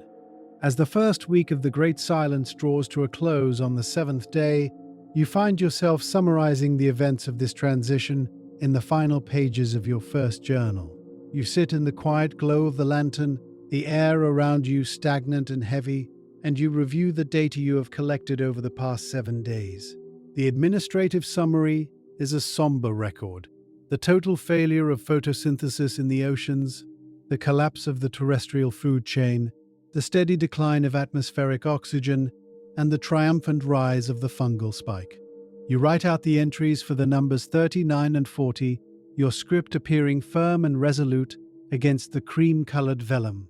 Each word is a testament to your continued presence in a world that has been largely erased. You take a moment to perform a final maintenance check on your gear, cleaning the glass lenses of your instruments and ensuring that your supply of tallow for the lanterns is sufficient for the coming month. The administrative layer of your own survival remains your primary anchor, a series of small and logical tasks that keep the mind focused and the heart steady. You notice that the profound darkness outside has not wavered. and the cold has reached a level that makes the limestone walls feel like blocks of solid ice. You wrap yourself more tightly in your woolen blankets, feeling the soft and heavy texture of the fabric against your skin, providing a small and vital sanctuary of warmth. The inner life of the sanctuary is one of quiet, rhythmic endurance, a realization that the first week was merely the beginning of a much longer and more difficult journey. The great silence has settled over the Yucatan Peninsula like a shroud, and you are its solitary and dedicated witness. You take a final breath of the thin, earthy air and prepare to close the record for the week. Your mind already turning toward the coming month, where the struggle for survival will move from the surface of the earth into the deep and warm safety of the burrows. It is now 30 days after the impact, and the surface of the Yucatan Peninsula has become a frozen, lightless wasteland where the only activity is the silent spread of fungi. You have made the quiet decision to transition your observation post from the limestone heights into the subterranean depths of a natural cavern system, following the lead of the world's most resilient survivors. The air down here is noticeably different.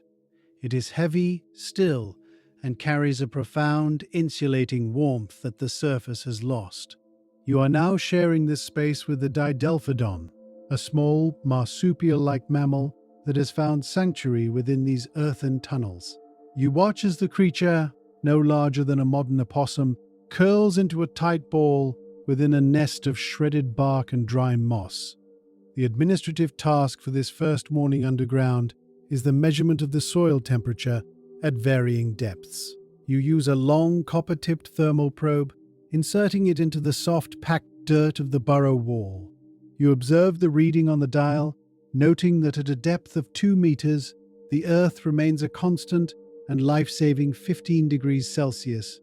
This is the burrower's advantage. While the atmosphere above has plummeted to freezing, the thermal inertia of the planet provides a sanctuary for those small enough to hide.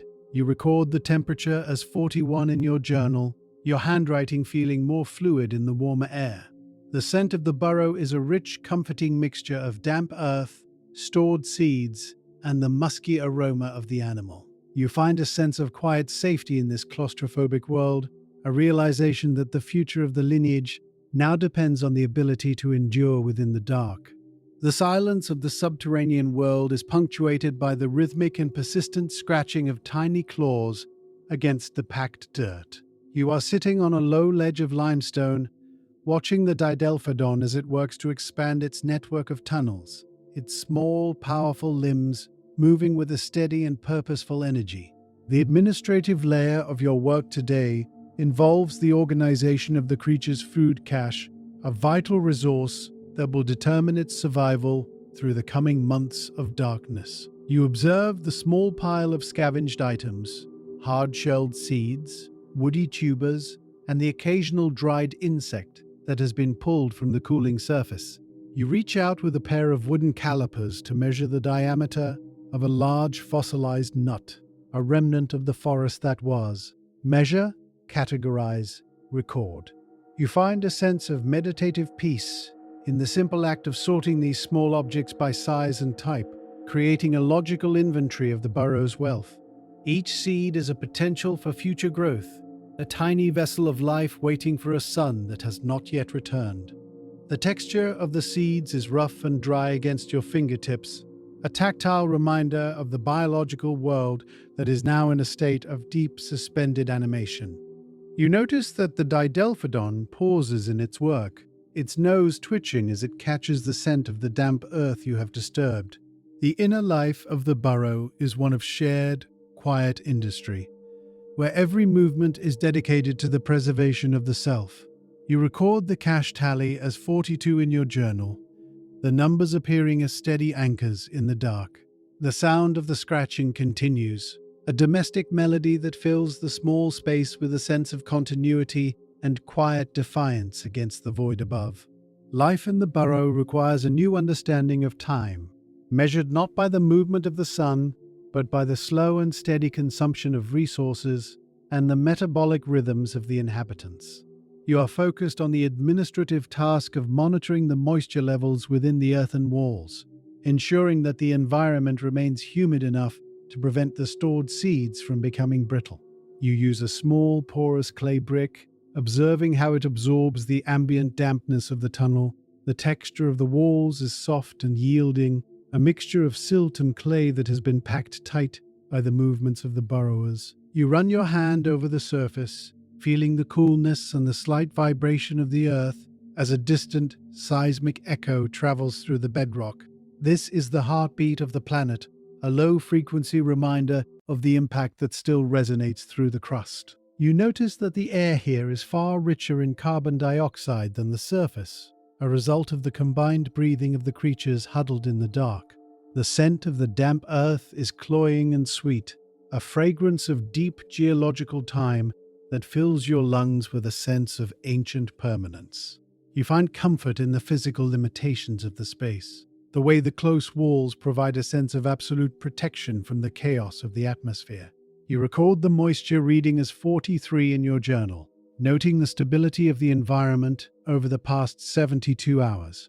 The Didelphodon has fallen into a light sleep nearby, its chest rising and falling in a slow, rhythmic cadence that matches your own. You are a witness to the endurance of the small, the ones who have traded the grandeur of the plains for the safety of the soil, ensuring that the spark of life remains smothered but not extinguished.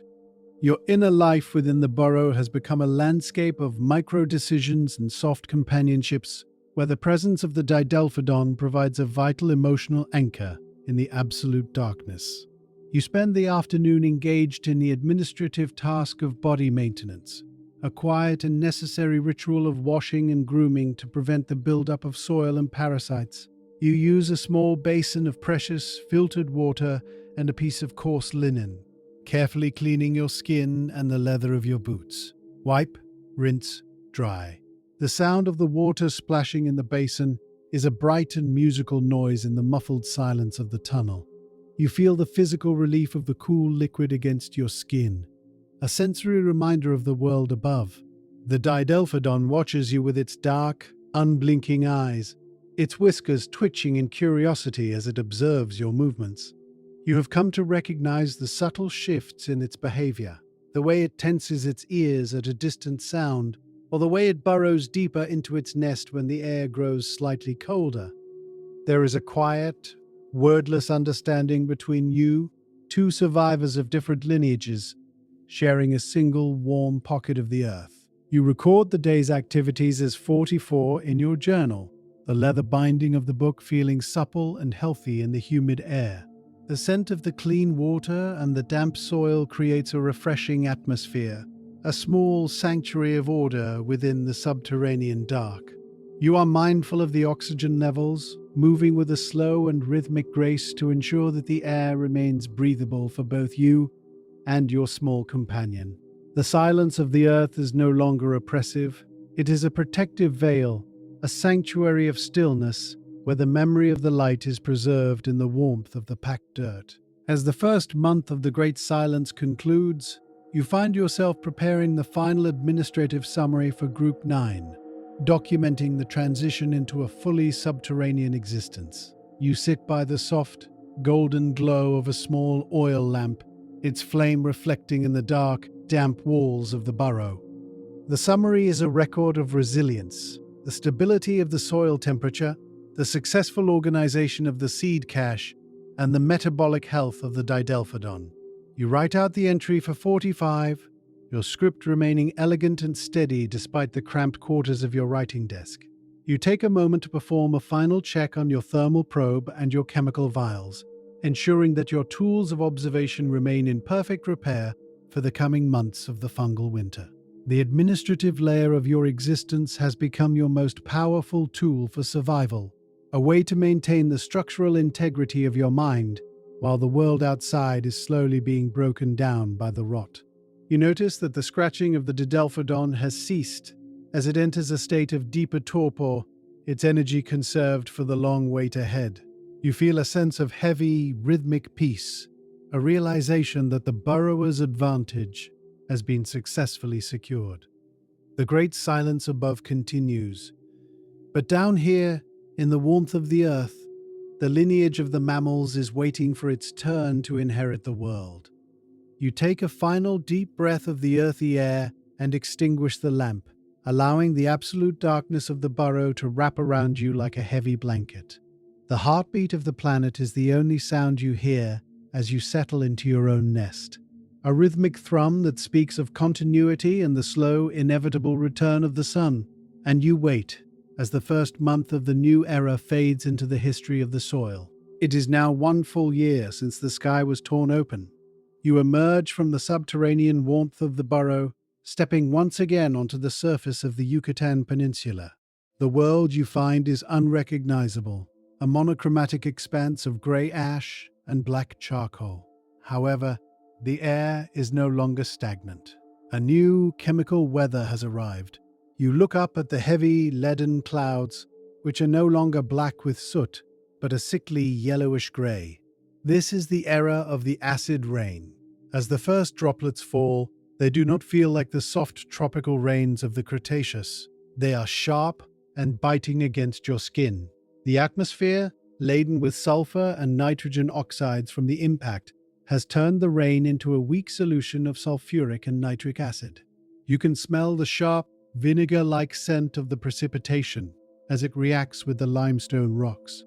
This rain is dissolving the very minerals of the earth, leaching nutrients into the soil and carving microscopic runnels into the ash. You notice the administrative task of the morning is the measurement of the acidity levels in the standing pools of water. You use a small kit of litmus-style papers, dipping a strip of pale yellow parchment into a nearby puddle. You watch as the paper turns a vibrant, angry red, indicating a pH level that is dangerously low. You record the number 46 in your journal, the paper feeling damp and heavy in the humid, acidic air. The sound of the rain is a persistent, metallic hiss as it hits the scorched remains of the forest. It is a harsh beginning to the recovery, yet it is a movement of the atmosphere, a sign that the great stagnation is finally beginning to break. You take a slow, cautious breath of the sharp air, feeling the sting of the chemicals, yet finding a strange comfort in the return of the rain to the parched and broken land. The clouds above you are beginning to thin, a slow and agonizing process that has taken 12 months to manifest. The heavy aerosols and the finest particles of soot are finally being washed out of the sky by the relentless acidic rains. You stand on a ridge of dark tephra, watching the horizon with a sense of cautious anticipation. For the first time in a year, the darkness is no longer absolute during the day. There is a dim, filtered light that permeates the grey shroud, a pale luminescence that allows you to see the jagged outlines of the distant mountains once more. This is the first step toward the return of the sun, a moment of atmospheric clearing that feels like the lifting of a heavy, suffocating veil. Your administrative task is the documentation of the solar irradiance, using a primitive but effective photometer made of polished bronze and a series of translucent wax plates. You observe how many layers of wax the light can penetrate, noting that the beam is now strong enough to pass through 3 full sheets. This is a significant increase from the total opacity of the previous months. You record the value 47 with a stylus that feels cold and wet in your hand. The air is still biting with the scent of vinegar, but the light brings a different quality to the environment. You can see the texture of the grey landscape, the way the ash has been compacted by the rain into a firm, rippled surface. The inner life of the observer is one of growing energy, a quiet realization that the period of total darkness has passed. You feel a sense of structural integrity in the record you are keeping, a bridge of data that spans the gap between the old world and the new. The sky is still a uniform grey, but it is no longer a prison, and you wait for the moment when the first direct beam of sunlight will finally touch the earth, ending the long wait for the light. Amidst the monochromatic wasteland of ash and charcoal, a miraculous and vibrant change is occurring at your feet. You are walking through a valley that was once a dense jungle, now a graveyard of blackened stumps. However, through the thick layer of grey tephra, a tiny, bright green shoot has emerged. It is a fern, the first of its kind to break the silence of the soil. This is the beginning of the fern spike, a global phenomenon where these resilient plants, whose spores can survive for years in the dark, begin to colonize the empty world. You kneel on the damp, acidic ground, your fingers trembling slightly as you touch the delicate, coiled frond of the fiddlehead. It feels soft and cool, a startling contrast to the abrasive texture of the volcanic ash. This single plant is a pioneer, a biological beacon that signifies the return of the green world. Your primary administrative task for the hour is the meticulous documentation of this growth. You take a small wooden ruler and measure the height of the shoot, noting that it has grown 3 centimeters since the previous sunset. You also record the exact coordinates of the find, ensuring that this location can be monitored for further recovery. The scent of the vinegar rain is still present, but it is now joined by the faint, fresh aroma of living chlorophyll. You record the number 48 in your journal, the ink appearing dark and bold against the page. This is the first entry of the recovery, a record of the moment when life began to fight back against the void. The inner life of the sanctuary is transformed by this sight, a feeling of profound hope that is as fragile and strong as the fern itself. You realize that the earth is not dead.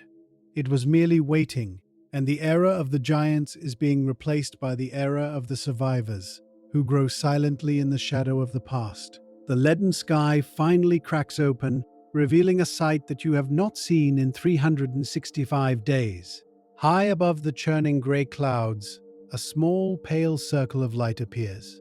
It is the sun, looking like a ghostly silver coin filtered through a thick veil of silk. It does not possess the golden warmth of the Cretaceous morning, but it is undeniably the star that governs the world. You stand in the center of the ash plain, tilting your face toward the light, feeling the faintest sensation of warmth on your skin. This is the first direct solar radiation to reach the surface since the impact, a moment that marks the beginning of the end for the global winter. The shadows it casts are long, blurred, and grey, yet they are the first shadows to exist in a year. Your administrative duty is the calibration of the sundial, a stone monument that has sat idle in the darkness for 12 months. You clear the layer of acidic soot from the gnomon and watch as a faint, dancing line appears on the dial. It is a rhythmic and steady mark of time, a return to the cosmic clock that was shattered by the asteroid. You record the position of the shadow as 49, your handwriting feeling light and swift. The air remains sharp with the scent of sulfur, but the visual presence of the sun changes the very chemistry of your thoughts. You feel a surge of cautious energy, a realization that the process of atmospheric recovery is accelerating. The pale sun is a promise of a future, a sign that the energy of the cosmos is once again reaching the life of the planet. You watch the silver disk for as long as the clouds allow, recording every fluctuation in the intensity of the light as the grey world begins to absorb the first real energy of the new era, washing away the memory of the absolute dark. As the first year of the Great Silence draws to a close, you find yourself summarizing the extraordinary resilience of the Earth. You are back within your observatory, which has weathered the fire, the shaking, the water, and the acid. You sit at your desk, the pale filtered light of the afternoon sun illuminating the vellum pages of your journal. The record for Group 10 is a documentation of the transition from a dead world to a recovering one.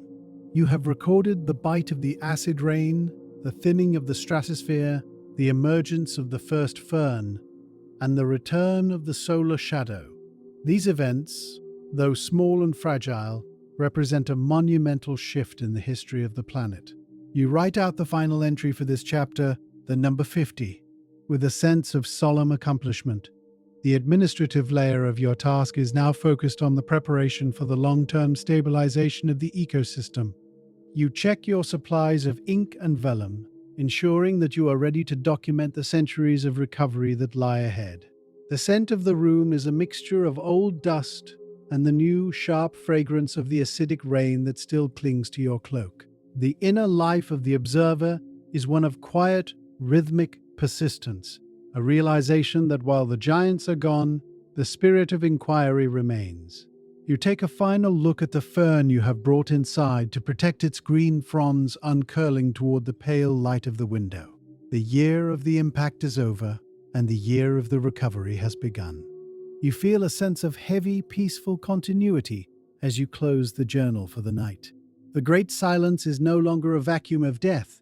It is the quiet of a world that is slowly, cautiously rebuilding itself from the ash. And you prepare to move into the next phase of the chronicle, where the focus will shift from the immediate recovery to the long-term changing of the guard. 100 years have passed since the great light first shattered the silence of the Cretaceous, and you are standing once again upon the roof of the limestone observatory. The structure is no longer the pristine white monument of your memories. It has been weathered by decades of acidic rain and the relentless encroachment of the new, hardy vegetation. Lichens of pale green and deep orange now cling to the stone, their textures rough and scaly under your fingertips as you run your hand along the parapet. The air is remarkably clear today, possessing a cool and invigorating sharpness that carries the scent of damp pine needles and the earthy richness of a recovering forest floor. You look out over the landscape and see that the monochromatic grey of the ash has been replaced by a tapestry of vibrant greens and browns. The giant redwoods are regrowing, their young trunks straight and slender as they reach for a sun that now shines with a steady, golden brilliance. There is a profound change in the acoustic character of the world. The heavy, rhythmic thrum of the great pterosaur colonies and the distant roars of the titans have vanished entirely. In their place is a smaller, more intricate soundscape composed of the rustle of leaves and the occasional high-pitched chatter of the survivors. You are witnessing the definitive changing of the guard, a moment where the architectural ghosts of the past are being slowly dismantled by the persistent forces of the present. Your administrative task for this centennial watch is the inspection of the structural foundation, ensuring that the stone which weathered the impact remains a steady anchor for the record of the new era. You note that the cracks in the limestone have been filled with the fine silver-grey silt of the iridium layer, a geological seal that marks the boundary between what was and what is becoming. You move from the roof down into the sheltered archives where the air is still and holds a comfortable warmth that speaks of a stabilized climate. The thermal fluctuations of the early years, the alternating cycles of greenhouse heat and icehouse cold, have finally begun to settle into a predictable rhythm. You sit at your polished oak desk and listen to a sound that has become the new heartbeat of the world, the rapid, steady pulse of a small mammal hidden within the masonry of the wall. This creature, a descendant of the burrowers who shared your sanctuary during the Great Darkness, represents the new dominance of the small and the resilient. You can hear the rhythmic thump, thump, thump, thump of its heart, a sound that is incredibly fast compared to the slow, ponderous movements of the giants that once ruled the plains. This is a world no longer dominated by thunderous footsteps, but by the quiet, frantic energy of those who can adapt to the margins. You find a sense of deep, inner peace in this new silence, a realization that the absence of the great predators has created a vast and open stage for the next act of life. Your administrative focus today is the documentation of this mammalian expansion, a task that requires you to record the behavioral patterns of the nocturnal foragers that now inhabit the ruins of the gymnosperm groves. You take out a fresh sheet of vellum, the surface smooth and inviting, and begin to describe the anatomy of the survivors. Every mark of your stylus is a record of a victory over extinction, a celebration of the endurance of the humble. The room is filled with the scent of dried herbs and the faint, sweet aroma of the new flowering plants that have begun to appear in the valleys, a sensory sign of a world that is successfully rebuilding its biological complexity from the remnants of the ash. Your work as the Master Bardic Chronicler now leads you to the study of the smallest architects of the new ecosystem, the insects. 100 years after the impact, the air is once again filled with the hum of wings, though the scale and diversity of the species have changed significantly. You are engaged in the administrative task of cataloging the new species of beetles and flies that have emerged to fill the ecological void left by the collapse of the Cretaceous food web. You have a small, glass-topped display case on your desk containing several specimens of a metallic green beetle that thrives in the decaying wood of the recovering forests. You use a fine silver needle to adjust the position of its iridescent wings, noting the intricate patterns of its exoskeleton and the precise structure of its mandibles. Adjust, observe, record. The sound of the needle against the glass is a sharp and delicate clicking, a rhythm that punctuates the quiet of the archive. This work is essential for understanding the stabilization of the New World, as these tiny creatures are the ones responsible for the breakdown of organic matter and the pollination of the emerging flora. You write out the entry for Part 53 in your journal, using full text to record the quantities and the dates of your observations. The air in the room is cool and carries the faint metallic scent of the bronze instruments you use for your measurements. You notice the way the light from the window catches the emerald shell of the beetle, a spark of color that was once impossible in the long darkness of the first week. You feel a sense of profound and quiet purpose in this work, a realization that even the smallest life forms are vital for the integrity of the whole. The record of the changing guard continues, a steady and methodical documentation of a world that is learning to breathe again through the efforts of the tiny and the many. The environmental cycles of the planet have finally achieved a state of delicate equilibrium, a balance between the lingering effects of the impact and the natural geological processes of the Earth. You are standing by the large, Mercury-style scale that has served as your atmospheric monitor for a century, noting that the extreme fluctuations of temperature have subsided. The global climate has transitioned into a period of relative stability, where the greenhouse effect of the released carbon dioxide is being slowly mitigated by the regrowth of the vast green forests. You observe the needle on the gauge as it rests at a comfortable and steady position, a sign that the atmospheric chemistry has reached a new baseline. Your administrative task for this watch is the logging of the seasonal transitions, ensuring that the records of the spring rains and the autumn frosts are accurate and complete. You note that the duration of the winter has shortened since the era of the soot shroud, and the pale, filtered sun has been replaced by a clear and powerful radiance. The air is no longer sharp with the scent of vinegar. It has become a complex and fragrant medium that carries the pollen of the ferns and the spores of the mosses. You find a sense of structural integrity in this stability, a feeling that the planet has successfully integrated the trauma of the impact into its long-term history. The inner life of the observatory is one of quiet, rhythmic satisfaction as you reflect on the endurance of the limestone walls and the continuity of your own observations.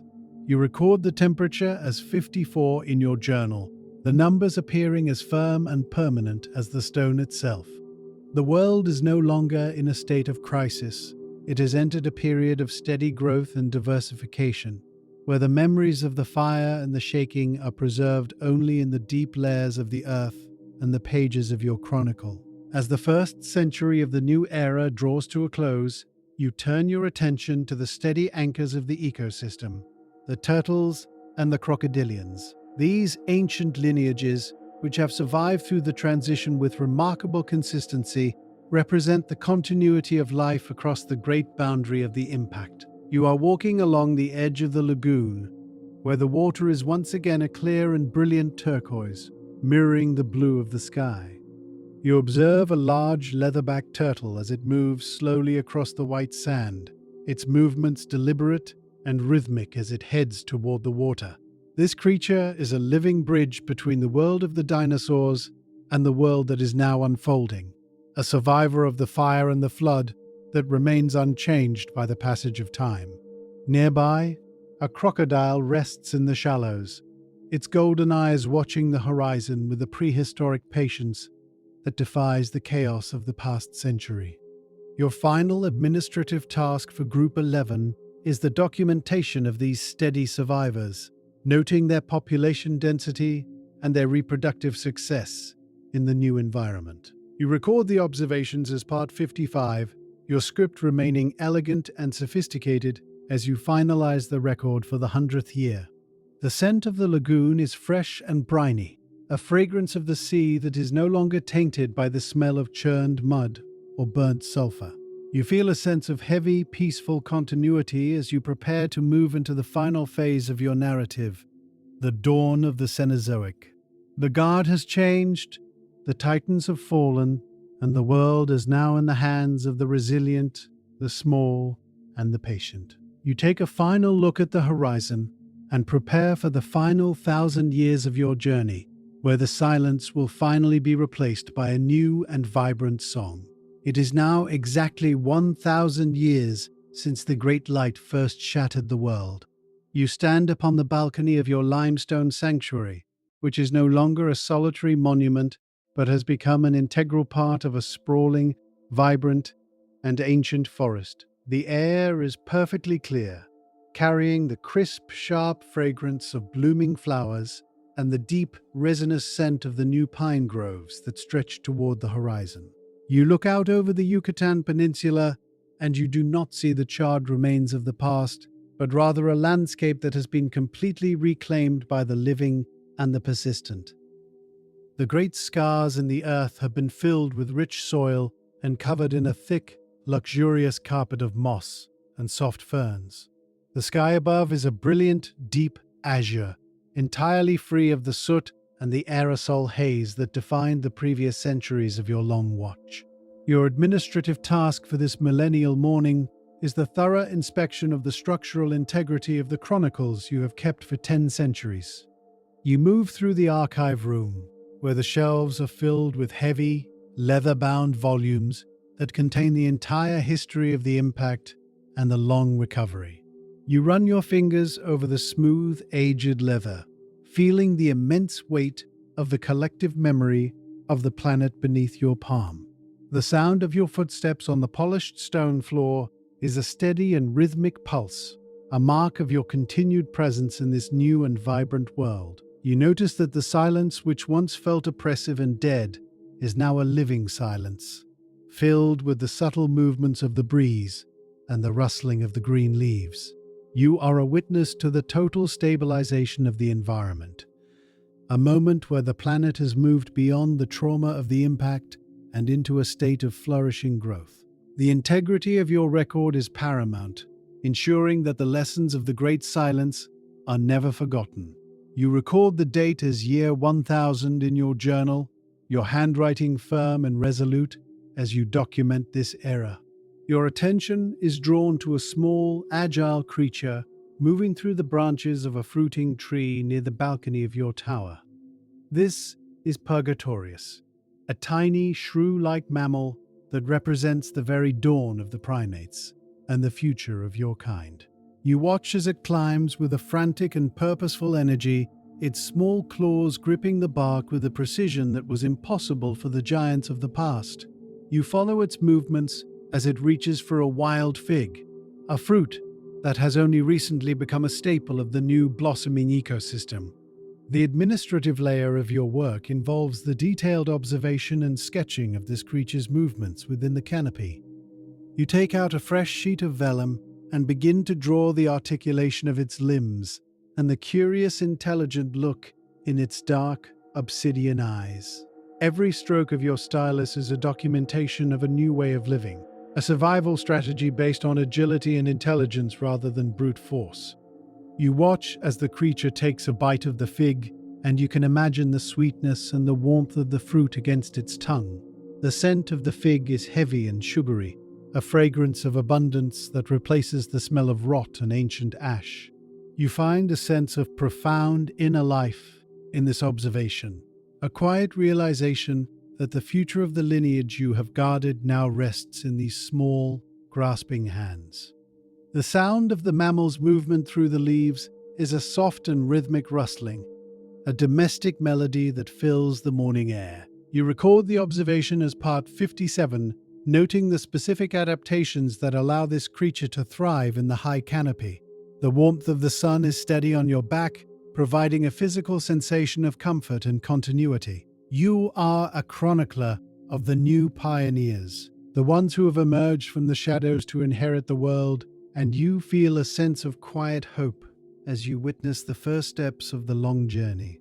The morning air is suddenly filled with a sound that was absent for a full millennium, the high-pitched and melodic chirping of a modern-style bird. This creature, a descendant of the avian survivors of the impact, perches on a nearby branch, its feathers a vibrant flash of blue and gold against the green. You listen to its song, a complex and rhythmic series of notes that rise and fall with a frantic, beautiful, and wild energy. This is the new soundscape of the planet, a symphony of vocalizations that replaces the thunderous roars of the extinct titans. Your administrative task for this hour is the systematic comparison of these new songs with the vocal records of the lost world. You use a series of bronze tuning forks and a set of hollow reeds to mimic the pitch and the frequency of the bird's call, recording the data in your journal. Chirp, whistle, trill. The sound is bright and defiant, a sonic celebration of the environmental recovery. You notice that the bird's movements are light and swift, its entire existence defined by a freedom that was impossible during the years of the soot shroud. The scent of the morning is fresh and clean, no longer carrying the metallic tang of the iridium or the sharp bite of the acid rain. You record the number 58 in your journal, your script appearing as a series of fluid and elegant lines upon the page. The inner life of the sanctuary is one of quiet, rhythmic satisfaction. As you reflect on the absolute transformation of the world's voice, you feel a sense of profound resilience in this song, a realization that the music of life can never be permanently silenced. You watch as the bird takes flight, its wings catching the golden light of the sun, and you follow its path across the clear blue horizon. The great silence has been broken by 1,000 small and vibrant voices, and you are here to ensure that every note is captured in the chronicle of the dawn. You take a breath of the sweet air and continue the record. The sun has now risen fully over the Yucatan Peninsula, casting a brilliant and unfiltered light across the vast green landscape. You stand at the edge of the limestone parapet, feeling the intense and direct warmth of the solar radiation on your skin. This is the first perfectly clear dawn in 1,000 years, a morning where there is not a single trace of the impact debris remaining in the stratosphere. You look toward the horizon and you can see the distant sparkle of the Tethys Sea, which has returned to its original, peaceful turquoise. Your final administrative duty before closing the record is the measurement of the total atmospheric clarity. You use your finest optical instruments, observing that the visibility now extends to the very edge of the world's curvature. Observe, measure, verify. The data is perfect. The atmosphere has returned to its pre-impact equilibrium, yet it is a world that is fundamentally different from the one that existed before the light. You record the value as year 1000, day 1, part 59, writing the words in a full and elegant script. The air is warm and still, carrying the sweet fragrance of the recovering world. You find a sense of absolute and quiet closure in this measurement, a realization that your watch over the great silence is finally coming to an end. The inner life of the chronicler is one of deep, rhythmic peace, a feeling of having fulfilled a sacred duty to the history of the earth. You take a final look at the stone sundial, noting that the shadow is sharp, dark, and perfectly aligned with the cosmic clock. The era of the Cretaceous has truly ended, and the era of the new light has begun. You feel a sense of structural integrity in the path you have traveled, a bridge of observation that has remained steady through the fire, the shaking, and the dark.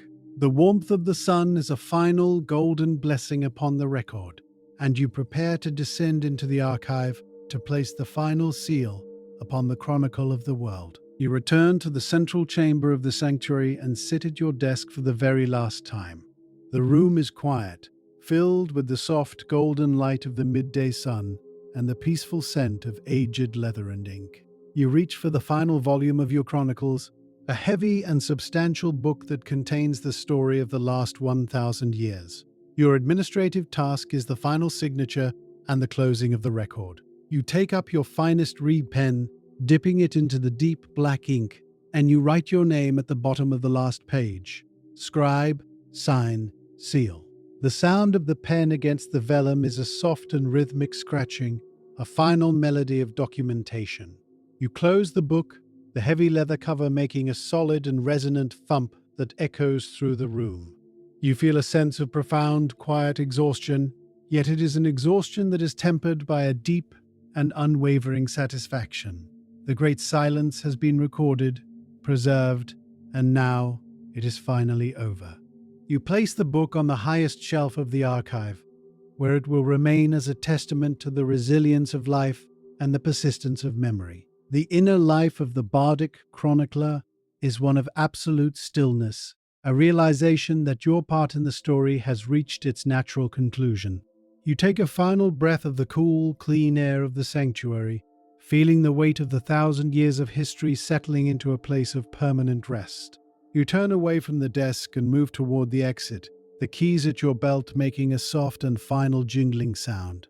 The world outside is vibrant, loud, and full of the new songs of the survivors. You step out into the sunlight, leaving the doors of the archive open so that the light of the new era may always reach the records of the past. The journey is complete, the silence is ended, and you are ready to rest in the warmth of the world you have so faithfully guarded. You close your eyes for a moment, feeling the continuity of the earth beneath your feet, and you simply are.